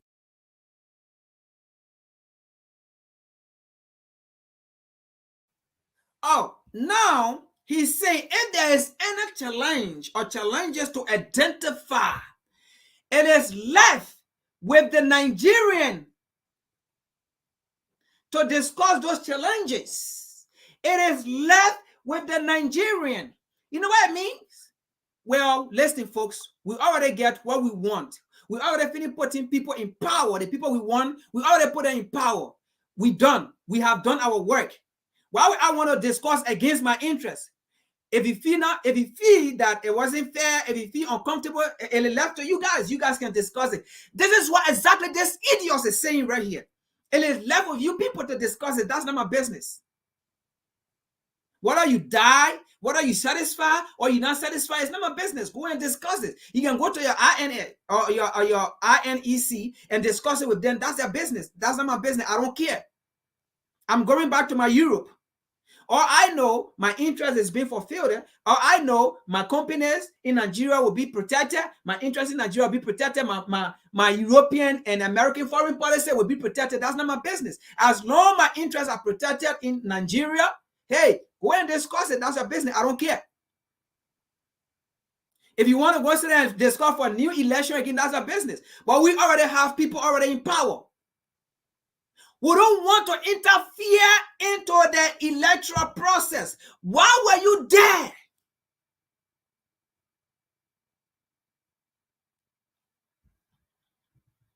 The colonizers are the enemies to Africa. Now, the other lady said something about Nigeria being the largest populated, right, African continent. African nation on the continent. Facts. And she said the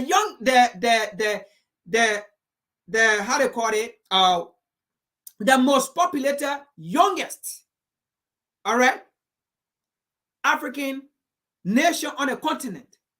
That is a fact. Then why would the most youngest and populated African nation on the continent elect a 70 years old man almost in his grave. He can't even drive by himself. He cannot even drive by himself. You have to drive him.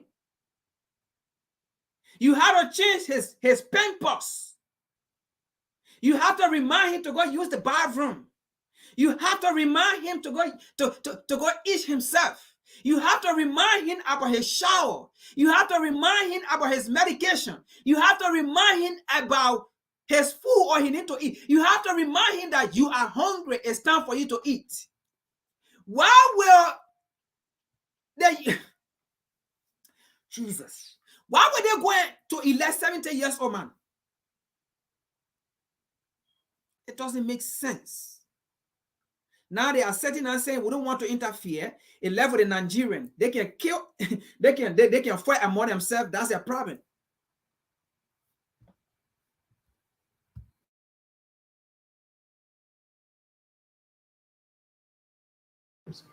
I want to thank you for your cooperation, for other civil society organizations that, as I mentioned in my opening remarks, provided us with a very warm welcome and with clear information which helped us to form the assessment that we're sharing with you today. Noted that expectations as the way the technology would transform the transparency of the election, those expectations were not met in a significant number of cases. The operation of the BVAS machines was not, it was significantly impaired in certain areas. We noted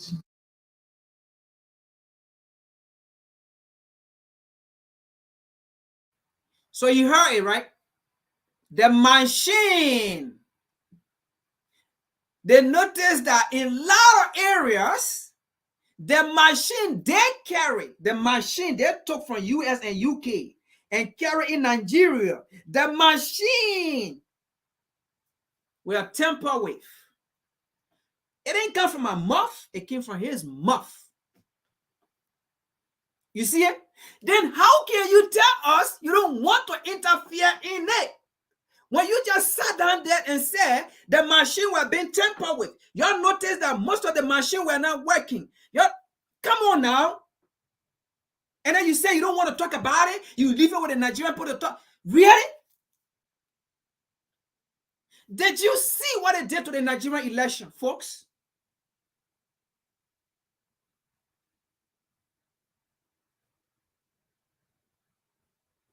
Did you see it?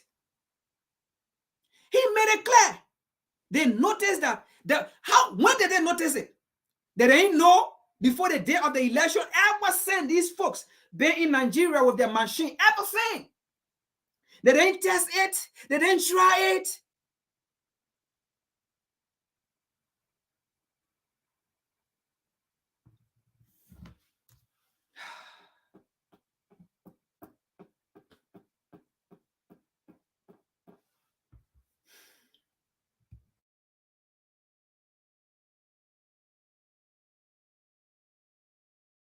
the operation of IREV during the course of the evening wasn't what was expected.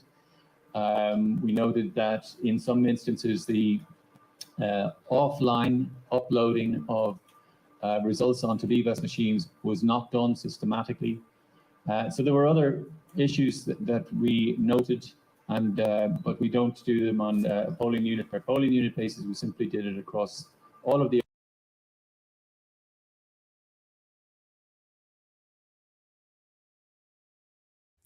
Folks, you see what's going on here? They noticed a lot of things. They noticed a lot of things. And they did nothing. Folks, these people already knew who was going to win the election. They knew who to go in already. These people rigged the Nigerian election. These colonizers went and rigged the Nigerian election. Now you understand why Emerson Mugabe said he don't need them? And America is crying like a babies. Oh no, if they call out the international organization, like, then an election will be not free and fair. Then we will continue the sanction. Oh, we need this to come. Oh, we need machine. That's why Emerson Mnangagwa said, no, we don't need US machine. We don't need UK machine. We don't need international organization. We don't need international observer. Because you see what they did to Nigeria? Did you see what these folks did to Nigeria?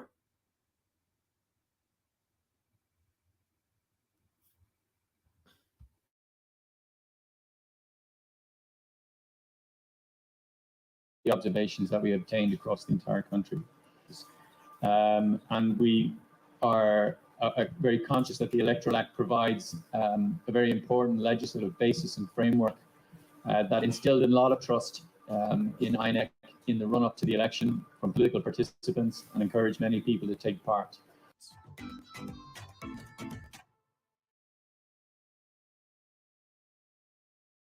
This $40.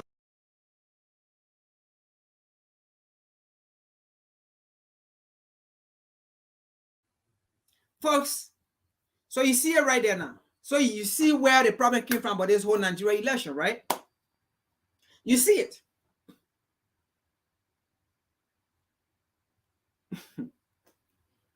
You see how the election was rigged. There's nothing to go investigate. You see it already. So you already know where the problem came from. The imperialists, the colonizers are the enemies to Africa. But I don't blame these people. These people didn't just wake up, they went to Nigeria.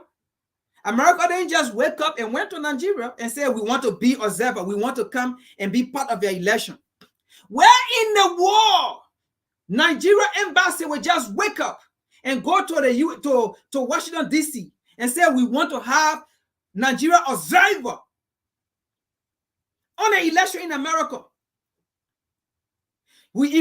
We bring our voting machine from Nigeria and bring it here, and that's what the people should use. Where in the world any African leaders will just wake up and say, we send a representative in America to come observe your national election? Where? I don't blame these people. I don't blame America. I don't blame Europe. Anything they do, I don't blame them. You know what? I blame we African. I blame we African because we continue to tell these people we cannot do for ourselves. We continue to tell these people we don't trust ourselves. We continue to tell these people the only way we can move forward, it have to be America presence, it have to be Europe presence, it have to be the colonizer, the enslaver, it have to be the imperialist, it have to be the oppressor presence and effort. I don't blame them. I blame we, the African. I blame Nigeria because they are so greedy. I blame the incumbent president. I blame the current president. I blame Buhari. I blame the election commission of Nigeria. I blame them. They are all cowards. I don't blame America. America got a self-interest. Europe got a self-interest. Which one of the country in this world will not want to serve their interest? If you are stupid, if you are mumu, somebody will eat you like a mumu. If you are stupid, somebody will take advantage of you like somebody who's stupid. I do not blame America what they did. I do not blame Europe what they did. I don't blame them. The people, since the 1500, the people been doing this thing to us, and they are still doing it. I do not blame these people.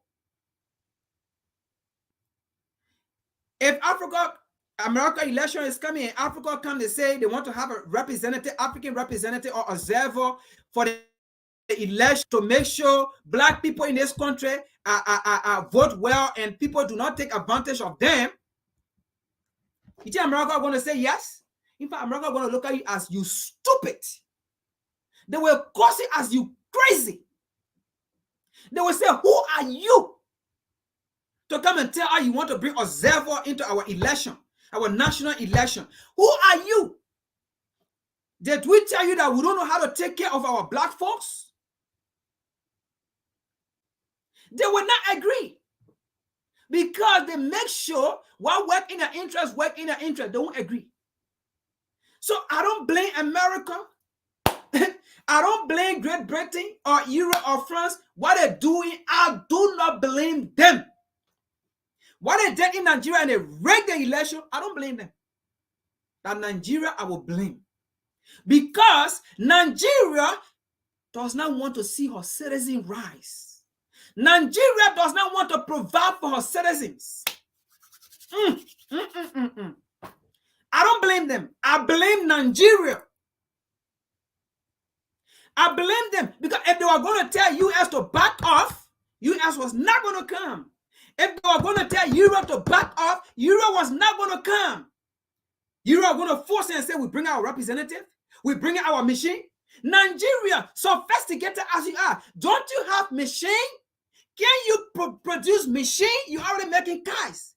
Can you produce voting machine? I don't blame the colonizer. I don't blame them.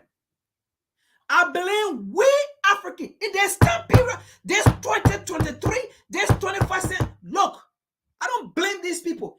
Anything they continue to do to us, at some point, if we analyzing it, I don't blame them in some area. And this is one area. I don't blame them. The blame is on Africans. The blame is on the authority of Nigeria. They are the ones suffering Nigerians. They are the ones suffering African people on our continent. This particular one, we know the West did their part. Hey, they got to go protect their interests. They got to go protect what they think is business to them. They got to go protect it. Who don't want to protect their business? Who don't want to protect their interests? Who? Only African people. In your own lane. Let's continue to the next video.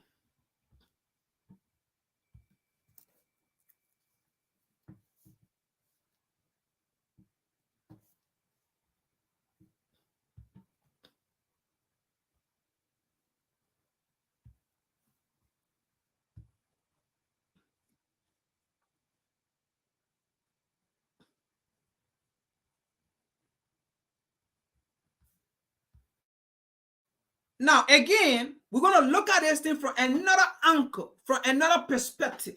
All right. So, this is the European Union chief observer. Imagine this nonsense. This is the European Union chief observer in Nigeria for the election coming to speak. Listen to him. When are we going to have African Union chief observer in America, in American election, in European election? When? Look, what is wrong with we Africans? What is wrong with us? What really is going on? Like, tell me, look, what? I don't know. What really is going on with us?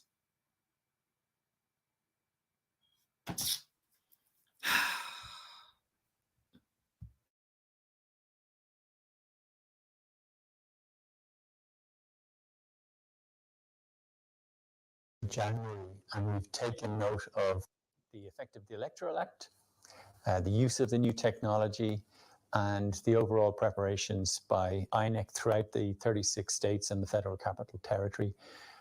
So an enormous scale of activity is going on across the country with 175,000 polling units, 800,000 polling agents, and the parties having accredited agents over 1.6 million.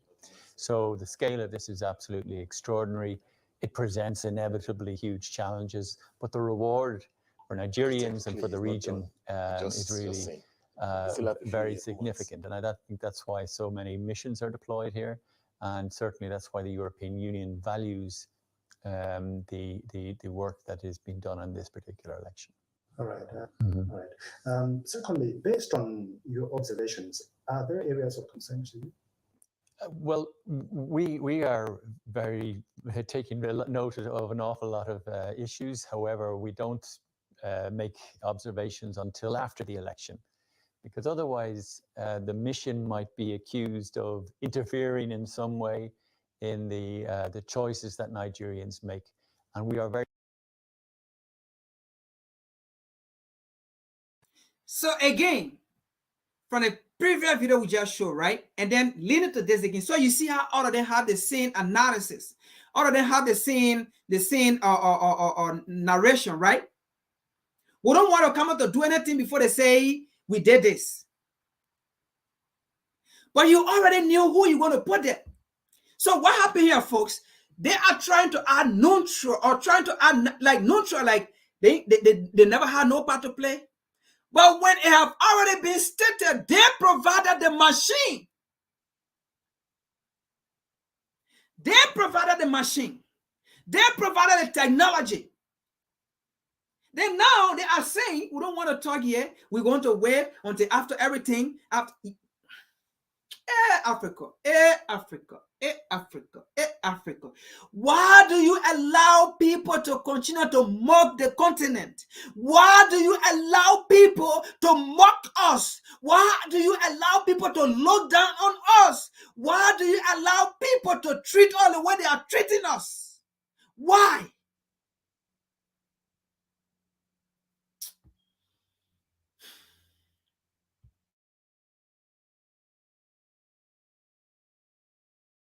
Very strictly following a methodology around impartiality, independence and neutrality and non-interference in the election. So we don't make any observations at this point. But 2 days after the election, we will publish a preliminary report, and we will invite members of the media to come to a press conference where we will present the report and answer any questions that people may have. And 3 months after the election is completed, we'll do a final report, and this will contain conclusions and recommendations. And we do so in a spirit of cooperation with the Nigerian authorities. We were invited here by the Nigerian authorities, and we make assessments based on Nigeria's commitments in international law, and we make assessments based on Nigerian law itself. So it's done in a spirit of cooperation. And if there is criticism, it's done in that spirit and accepted as constructive criticism. So we've developed an excellent relationship with the authorities. We're not afraid to make criticisms when we think it might contribute to the deepening of the roots of democracy here in Nigeria. All right. The EU has been a major promoter of democracy. What's your charge on the peace pact signed by the presidential candidates? Well, it's wonderful to see all of the candidates coming together. And when people ask me what my single message is, it's my hope that we will have a peaceful election and that the outcome will reflect the choices that have been made by the people of Nigeria. So the peace accord. All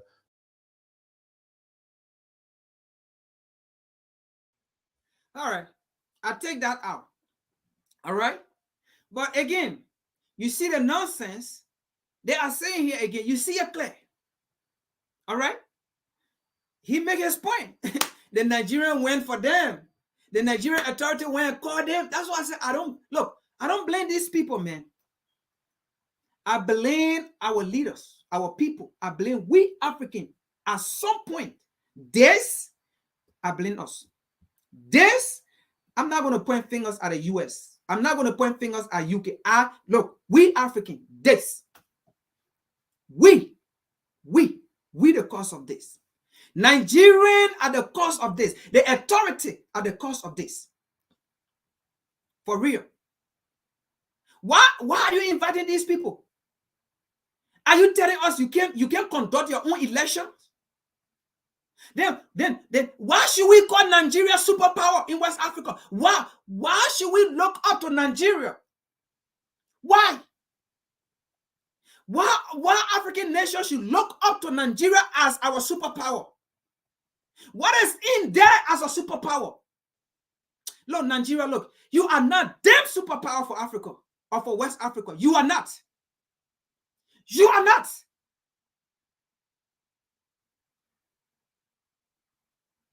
What kind of nonsense is that?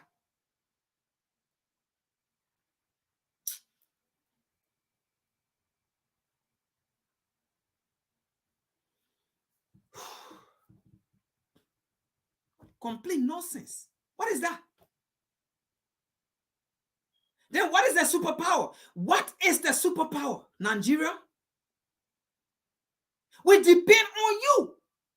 We look up to you. African nations look up to you. Why did he do this to us?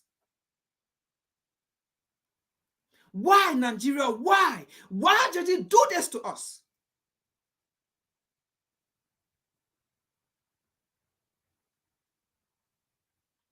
Nigeria, why are you holding on to the African progress? Nigeria, why are you holding on to the progress of Africa? Nigeria, why? Why? Look, tell us, why should we look up to you? Tell us, why should we look up to you as West Africa superpower? Why?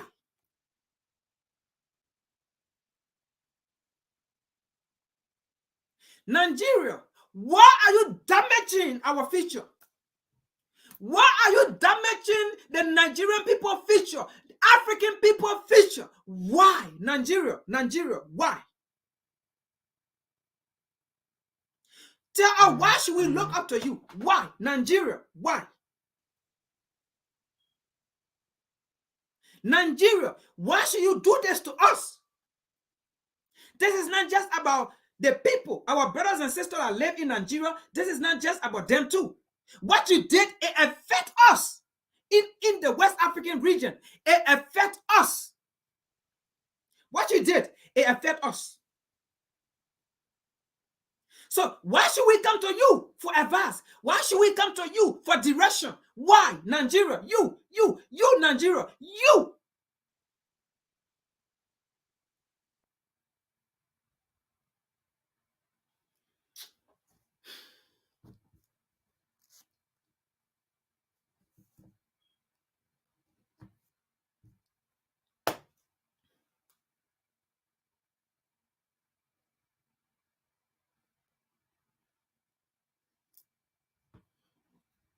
Let's see an article. Let's see another article here. We finished seeing video. All right. We finished seeing it. Let's see another article about let's see another article about they see Nigeria here. Okay. We have already seen that the election was rigged by Western influence. Clear. Because Nigeria, the authority agreed. The election commission agreed. Why Nigeria? This is not just about the people that live in Nigeria as well. We know you already messed up those people's life. But it also trickled down on the other West African nation. What you just did, it affects us too. Let's see here.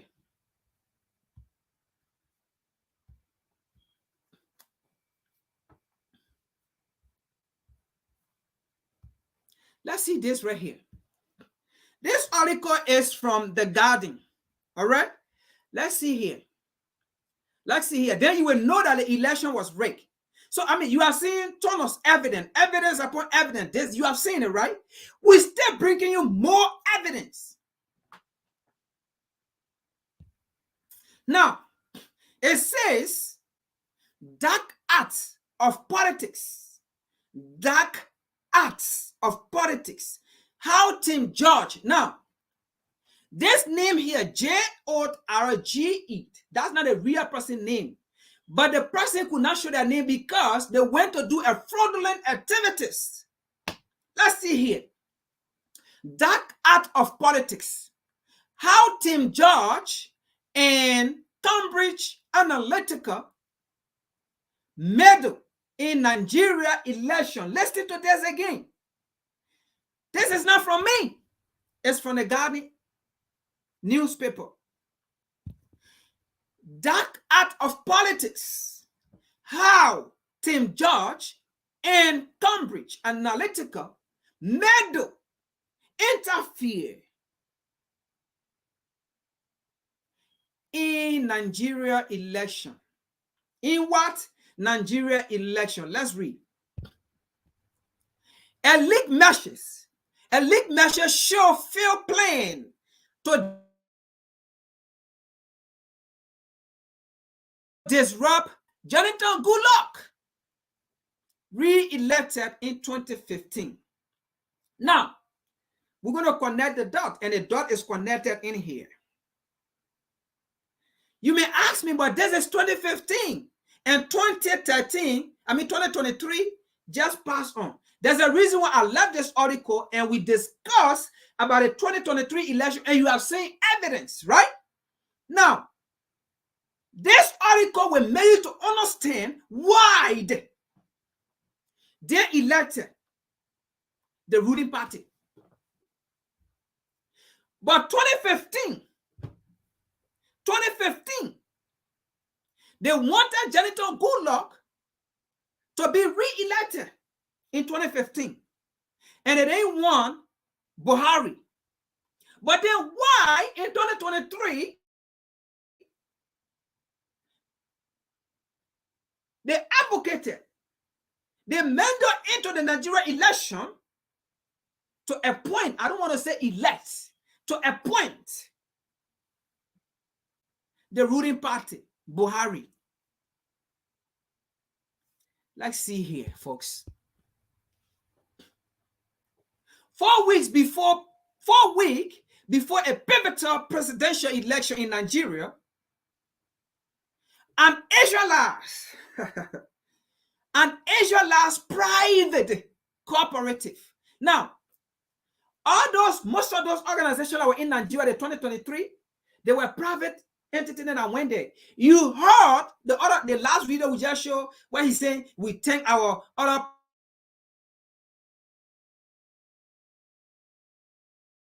private or 4 weeks before a pivotal presidential election in Nigeria, an Israelite private cooperative specializing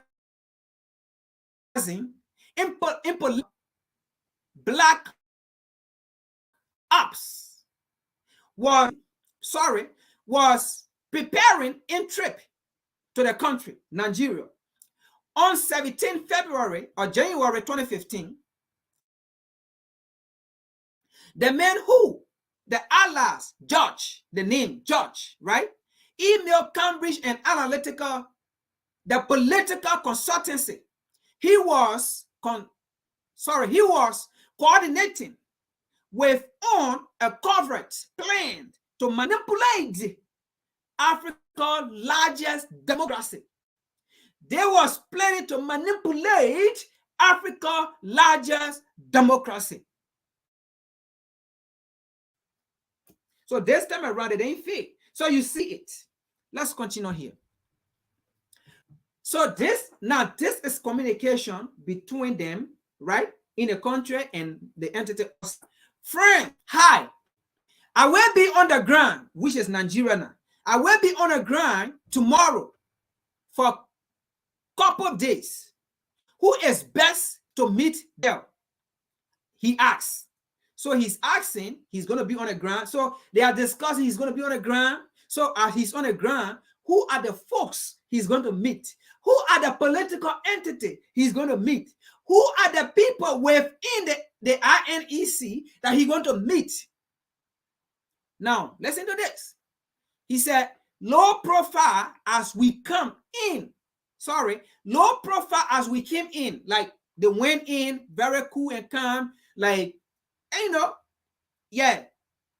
like they just went on tour, like for visit and thing.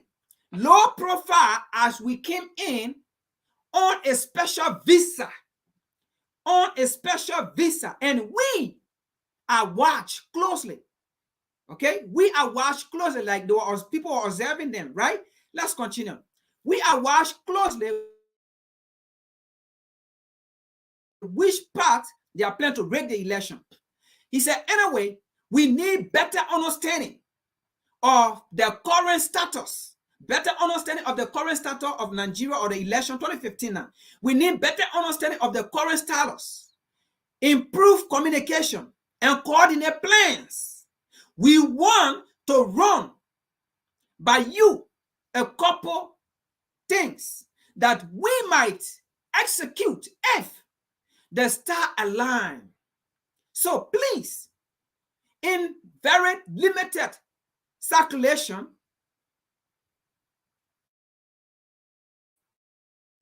who and what his or her position and contact info. Listen to that. You see what's going on here, right? So you see how the colonizer work. Listen to this. Let's continue here. Now, George or Jay, as he signed off, many of his email was operating separately to the Cambridge Analytica, but his group was coordinating with and working alongside the British political consultancy. So did you remember the first video that I showed about a British organization in Nigeria that was being interviewed as why they have interest in the Nigerian election? So this time around again, now you see 2015. This could even be the same organization that they was talking about. So they were also working alongside the British political consultancy, which share a secret mission to help re-elect Nigeria then President Jonathan Goodluck. So folks, now you understand this 2023 government, again, who put him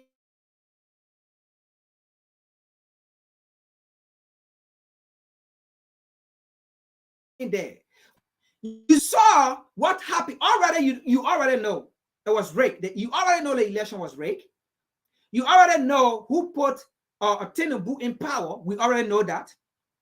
So now, see here what it was doing in 2015, right? When they were working together alongside the British everything, they share secret information, secret mission to help re-elect Nigeria then President Jonathan Goodluck. At that time, so they wanted to re-elect Nigeria. They wanted to re-elect Jonathan Goodluck. At that time, Jonathan Goodluck was the president. Why Buhari was the opposition going against Jonathan Goodluck? So they wanted to re-elect him because why? They didn't want to bring in new government to go negotiate. It would take time. But since Jonathan Goodluck is already president, and they have already negotiated with him, and their interest and our concession agreement have already been signed, it would be bad if they don't support this man to re-elect him, to bring different government in, to go do new things. It could be possible that that government may not agree with their foreign policy interests.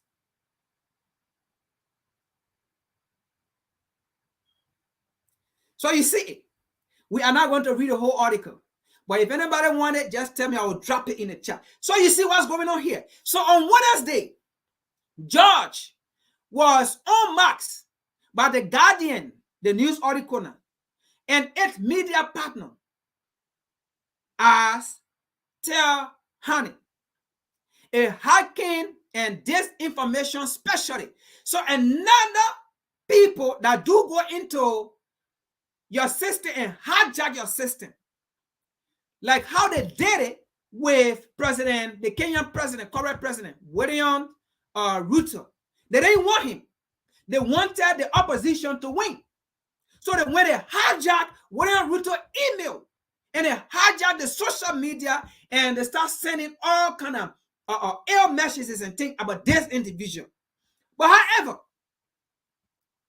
the Kenya were able to put their political system together and their campaign together in order for the people's voices to be heard. And Nigeria failed to do it. So you see here, right? So they still he's a computer analyst that hijacked. So what he did a hijacking and disinformation specialist operating from an industrial park 20 miles outside Tel Aviv. He called his group Team George. That's the group, that's the name of the group, Team George, and claimed it has worked covertly, okay, on more than 33 presidential level election campaign on behalf of clients. I will stop this here. The article is there. If anybody want it, let me know. I will send it to you. Because of time, we can't keep going on reading because of time. All right, we got to go. But if anybody want an article, let me know. I will send you the article. All right. If anybody want it, let me know. I will send it to you. But this is what went on. But as it went on, right, Jonathan Goodluck was not re-elected. Buhari came in. Now, when Buhari came in, they managed. At some point of time, if anybody remember, Buhari went to London. I know they said he spent over 6 months. Anybody remember that? Buhari went to London and spent over 6 months out of the country. He was in London. So now, if they have had their way with Buhari, why would they want for Buhari to leave? Or why would they want for the APC or the current government to leave? And then they bring in another person, like Peter Obi. What time do they have to go work with Peter Obi to convince Peter Obi? Because it could be possible. Because either they have noticed, and in fact, there's Tinubu man and Tinubu. Like I said, he's known of supporting foreign corporation, foreign entity. So that's why he's a favorite for them. That's why they pull him in. Another 70 years old man like Buhari, who's not going to function, who's going to spend another 6 months, 7 months in London. So you see how the African democracy are being undermined. So when these Europeans sit down and then they say, it has been so long, the African democracy have been, democracy is suffering, democracy is this, they are the one that making democracy difficult on the African continent because they don't allow us to speak. And at some point, I don't blame them. I blame the African leaders. I blame the African authorities because they don't want to wait for their time. They want to get in power by any means, by force, by fire, by force. They want to get there. So I blame them. Okay? I blame them. But let's look at what Picture the Mobile said. Let's look at what Picture the Mobile said. My battery is dying. So we getting there, folks. We're about to, we're wrapping up. So that's why I can't read the whole article. But let's see what Lumumba said here, okay? For the video here. All right? But before we get to Lumumba, right? Then somebody may ask, but how can we stop these things, right? Let me bring you a video right here, okay, by American, okay? He brought a solution. So let me see here if I can bring it out. And then from there, we'll get to Patrick Lumumba. People sending me a lot of text messages in my Facebook. All right, so let me see here. Let me go and pause it.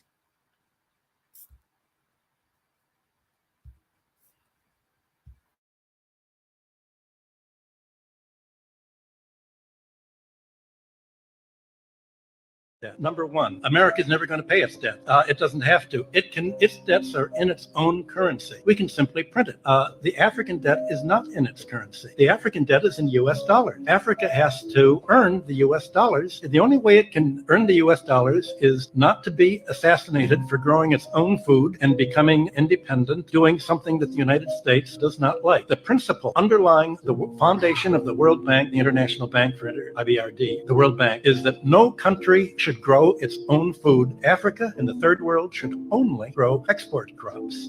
makes African and third world debt different from the American debt? Number one, America is never going to pay its debt. It doesn't have to. Its debts are in its own currency. We can simply print it. The African debt is not in its currency. The African debt is in US dollars. Africa has to earn the US dollars. The only way it can earn the US dollars is not to be assassinated for growing its own food and becoming independent, doing something that the United States does not like.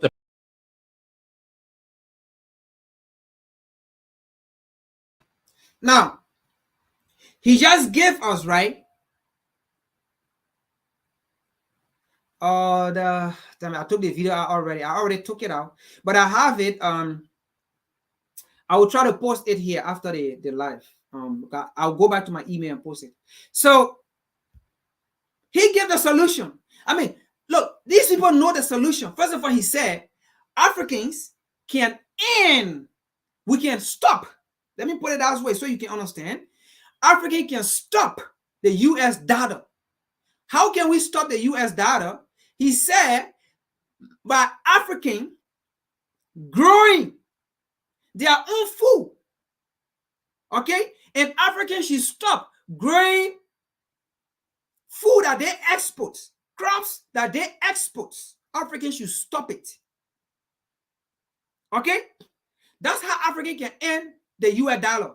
And another way Africa can end the US dollar, he didn't say it, but which is clear. Look, Africans should have one currency. We should stop having Nigerian currency, Liberian currency, Ghanaian currency. We should have one currency. And that one currency will help us, right, to trade in Africa. That is, if America wanted African resources, they have to pay for it in the African currency. Then our currency will be backed by our mineral resources. But as long as we continue to trade in US dollar, we are promoting the US dollar, we are promoting the European dollar, we are promoting the Chinese money, because we are using anybody that come to buy our resources, they buy it in US dollar. They don't buy it in African dollars. They don't buy it in Nigerian dollar. They don't buy it in Ghanaian dollar. They buy it in US. They buy it in pound. So we are promoting their dollars, their money. So that is one way that Africa can rise. We have our own money, our own banking system. All of Africa should use one currency. Then our resources will back our currency. Because if US want it, they pay in African currency, not US dollar. If Europe want it, they pay in African currency, not US dollar. And that's how we become on the top of the food chain. That's how we go on the top of the supply chain. Dummy African leaders, sorry to say it, but sometimes you guys know the solution, but and just sit down on the solution. Don't take it personal when I say dummy. Sometimes it is very frustrating because the solutions are there, but every day y'all take the EU to Washington, D.C. for meeting. Instead of having y'all take the AU to Washington, D.C. for meeting. Instead of you going to Addis Ababa or to any of those African countries, y'all don't do it. Y'all take the AU to EU to have African meeting in Europe. That's the frustrating part. But it's very easy, like the man said, and we've been saying these things over and over. He said Africa have to do something that America does not want. Africa have to do something that Europe does not want. That's the only way Africa will rise. And that's what he said. The only way Africa will rise is for Africa to do something that Europe does not want.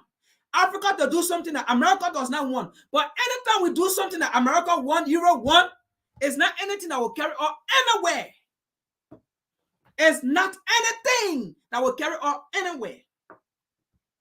Let's continue to Professor Lumumba.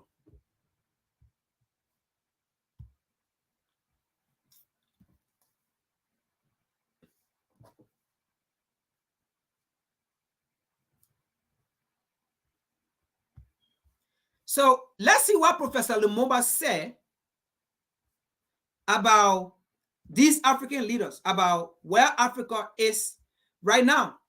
Okay? The current status or state of Africa. Let's see what he said.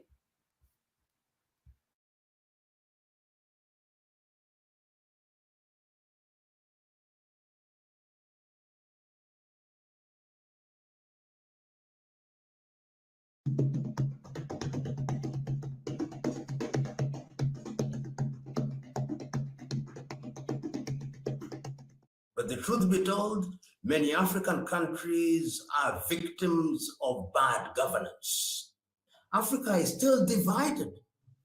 The former British colonies are still grouped as the Commonwealth of Nations, with the king as the head of them. How can you be independent in that way? The former French colonies are grouped as former French colonies and are controlled from Paris. The former Portuguese colonies are equally controlled. The African Union is 70% financed from outside.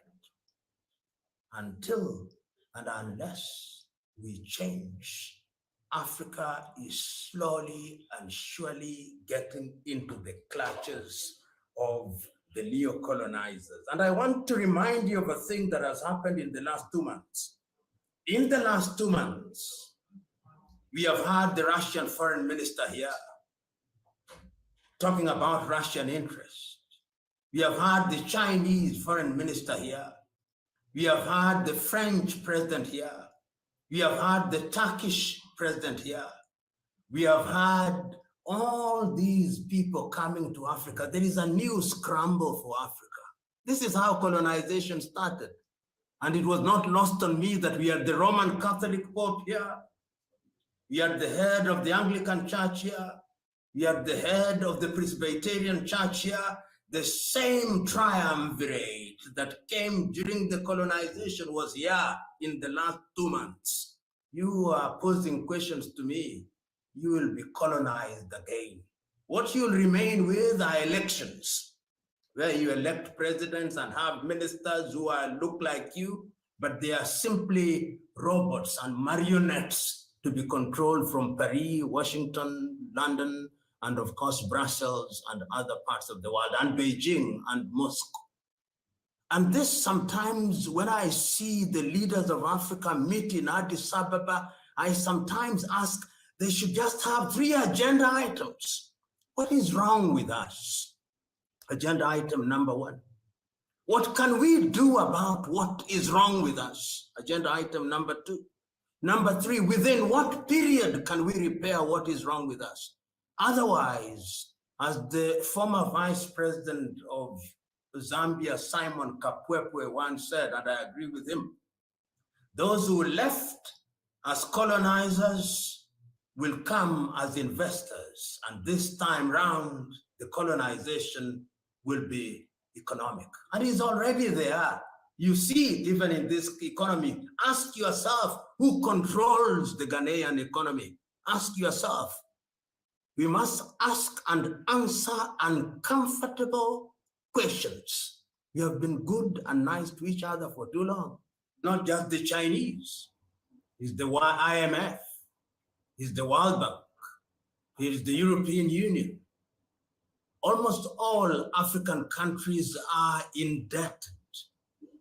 And I have no doubt in my mind that if Africa wants to enjoy true liberation, she must liberate herself from economic slavery. He who pays the piper calls the tune. And in this world, there is no free lunch. When the Chinese come, they will want a quid pro quo, whether it is in Ghana or Kenya or Namibia. And it is the duty of those who are in leadership to ensure that we immunize ourselves against the machinations of all foreigners, whether they come from China or from the United States of America or from the European Union. This world, the truth be told, is a jungle. It is survival of the fittest and the dying of the least suitable. That is the real world. So you style up or you are consumed. You know, the post-colonial African country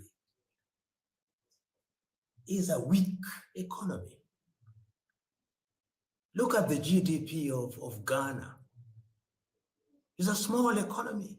It's smaller than the GDP of Qatar. Look at the GDP of Kenya, 110 billion. It is smaller than the economy of the state of Massachusetts.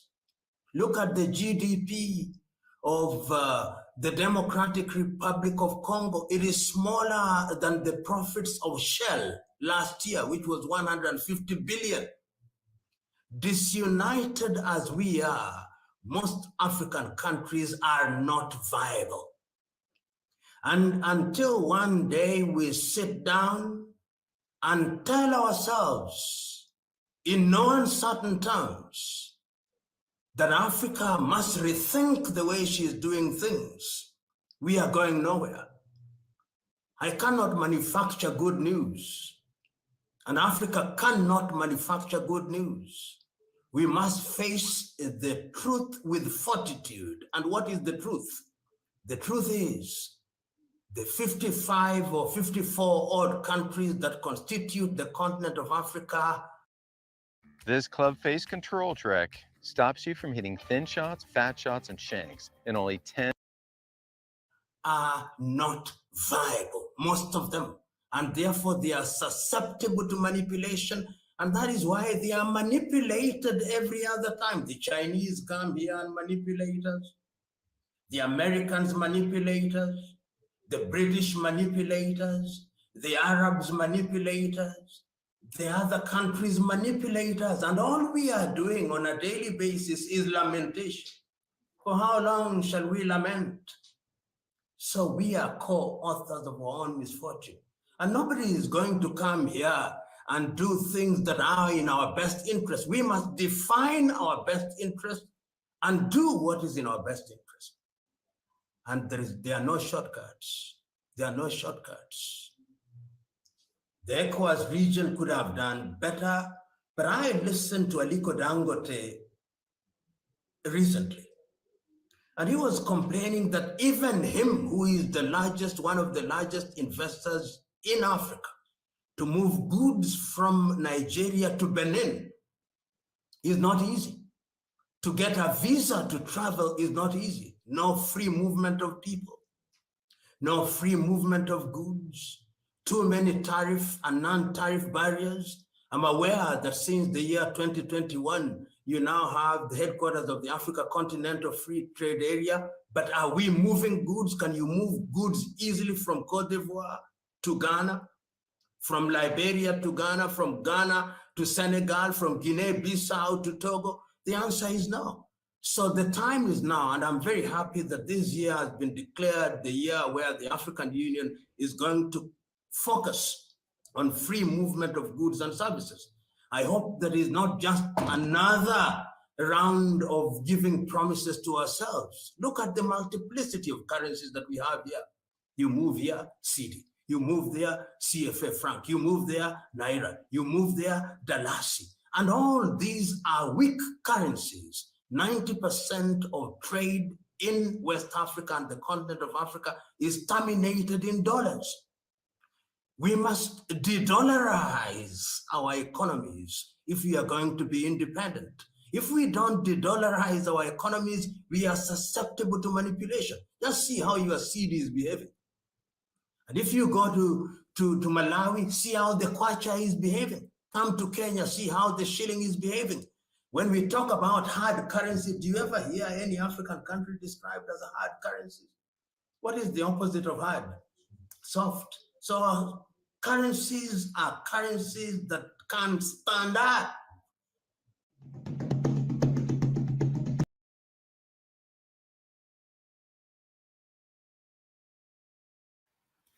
All right, folks, that's the last video. I know we've been here for long, but I'm not really going to go deep into it because, I mean, Professor Lumumba explained it all, and these are things we've been discussing.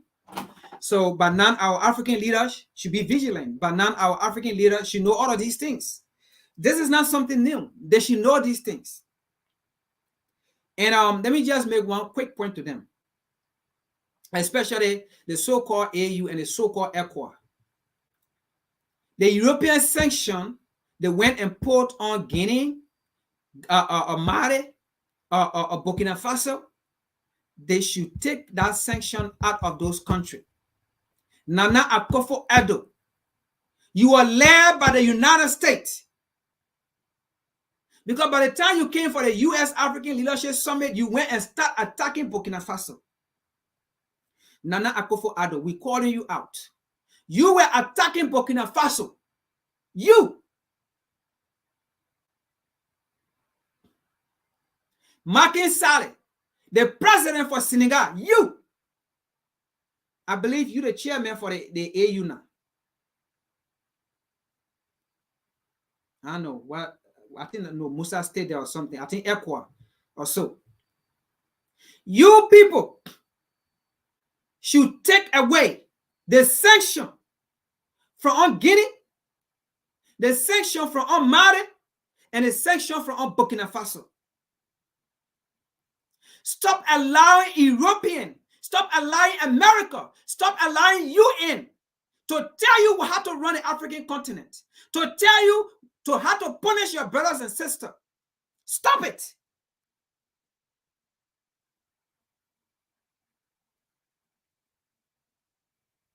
Stop it. Take away the sanction from all those countries and find different solution. Stop it. Stop allowing UN, America, and EU to dictate to you, UAU. Stop allowing them, ECOWAS. Stop it. People that funded ECOWAS, people that funded, how do you call it, OAU, those are people that died. Those are people that were assassinated because of their brilliant brain, their idea, their mindset for the African continent. Those are people that died before their time.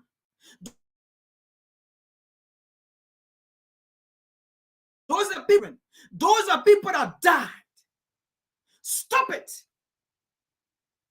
Those organizations were not funded on the method of playing phone with Africa. They were not funded because they wanted to create division and chaos among African nations or among African people. Stop it. They were funded on the mandate of uniting the African continent, even though it did not work, where they had the Moravia and the so-called Moravia and the Casablanca group. The Casablanca group were the forceful one, and the Moravia group were the so-called one, because they wanted to be in the back of Washington, D.C. A lot of times we have puppet government in Liberia.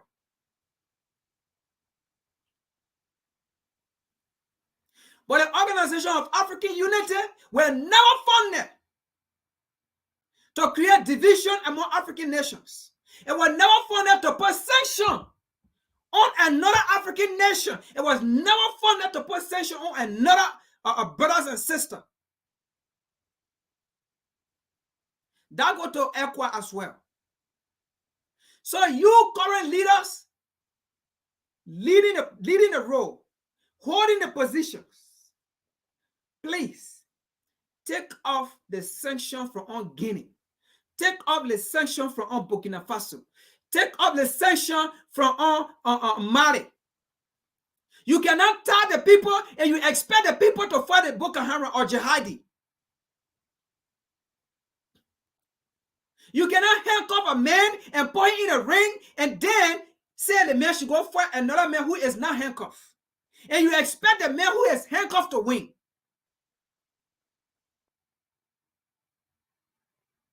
If you do not want to help Guinea or Mali or Burkina Faso or Niger or Chad, leave them alone. Let them unite and see how they can fight their battle.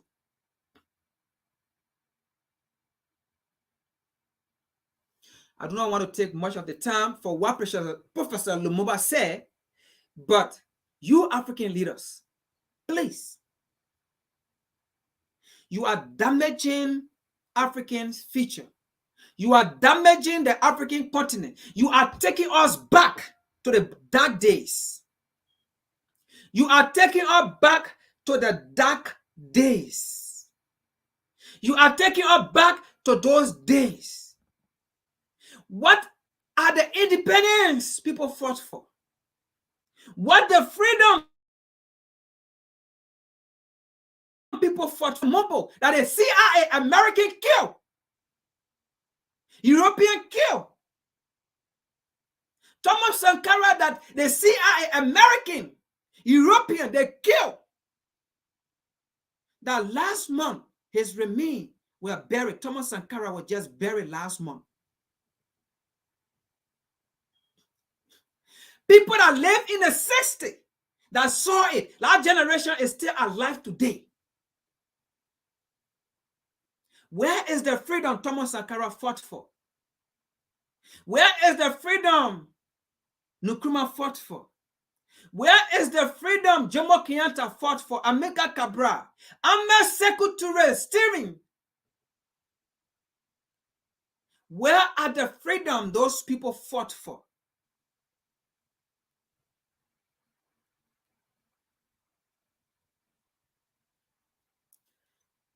Thank you, folks. I'll see you all tomorrow.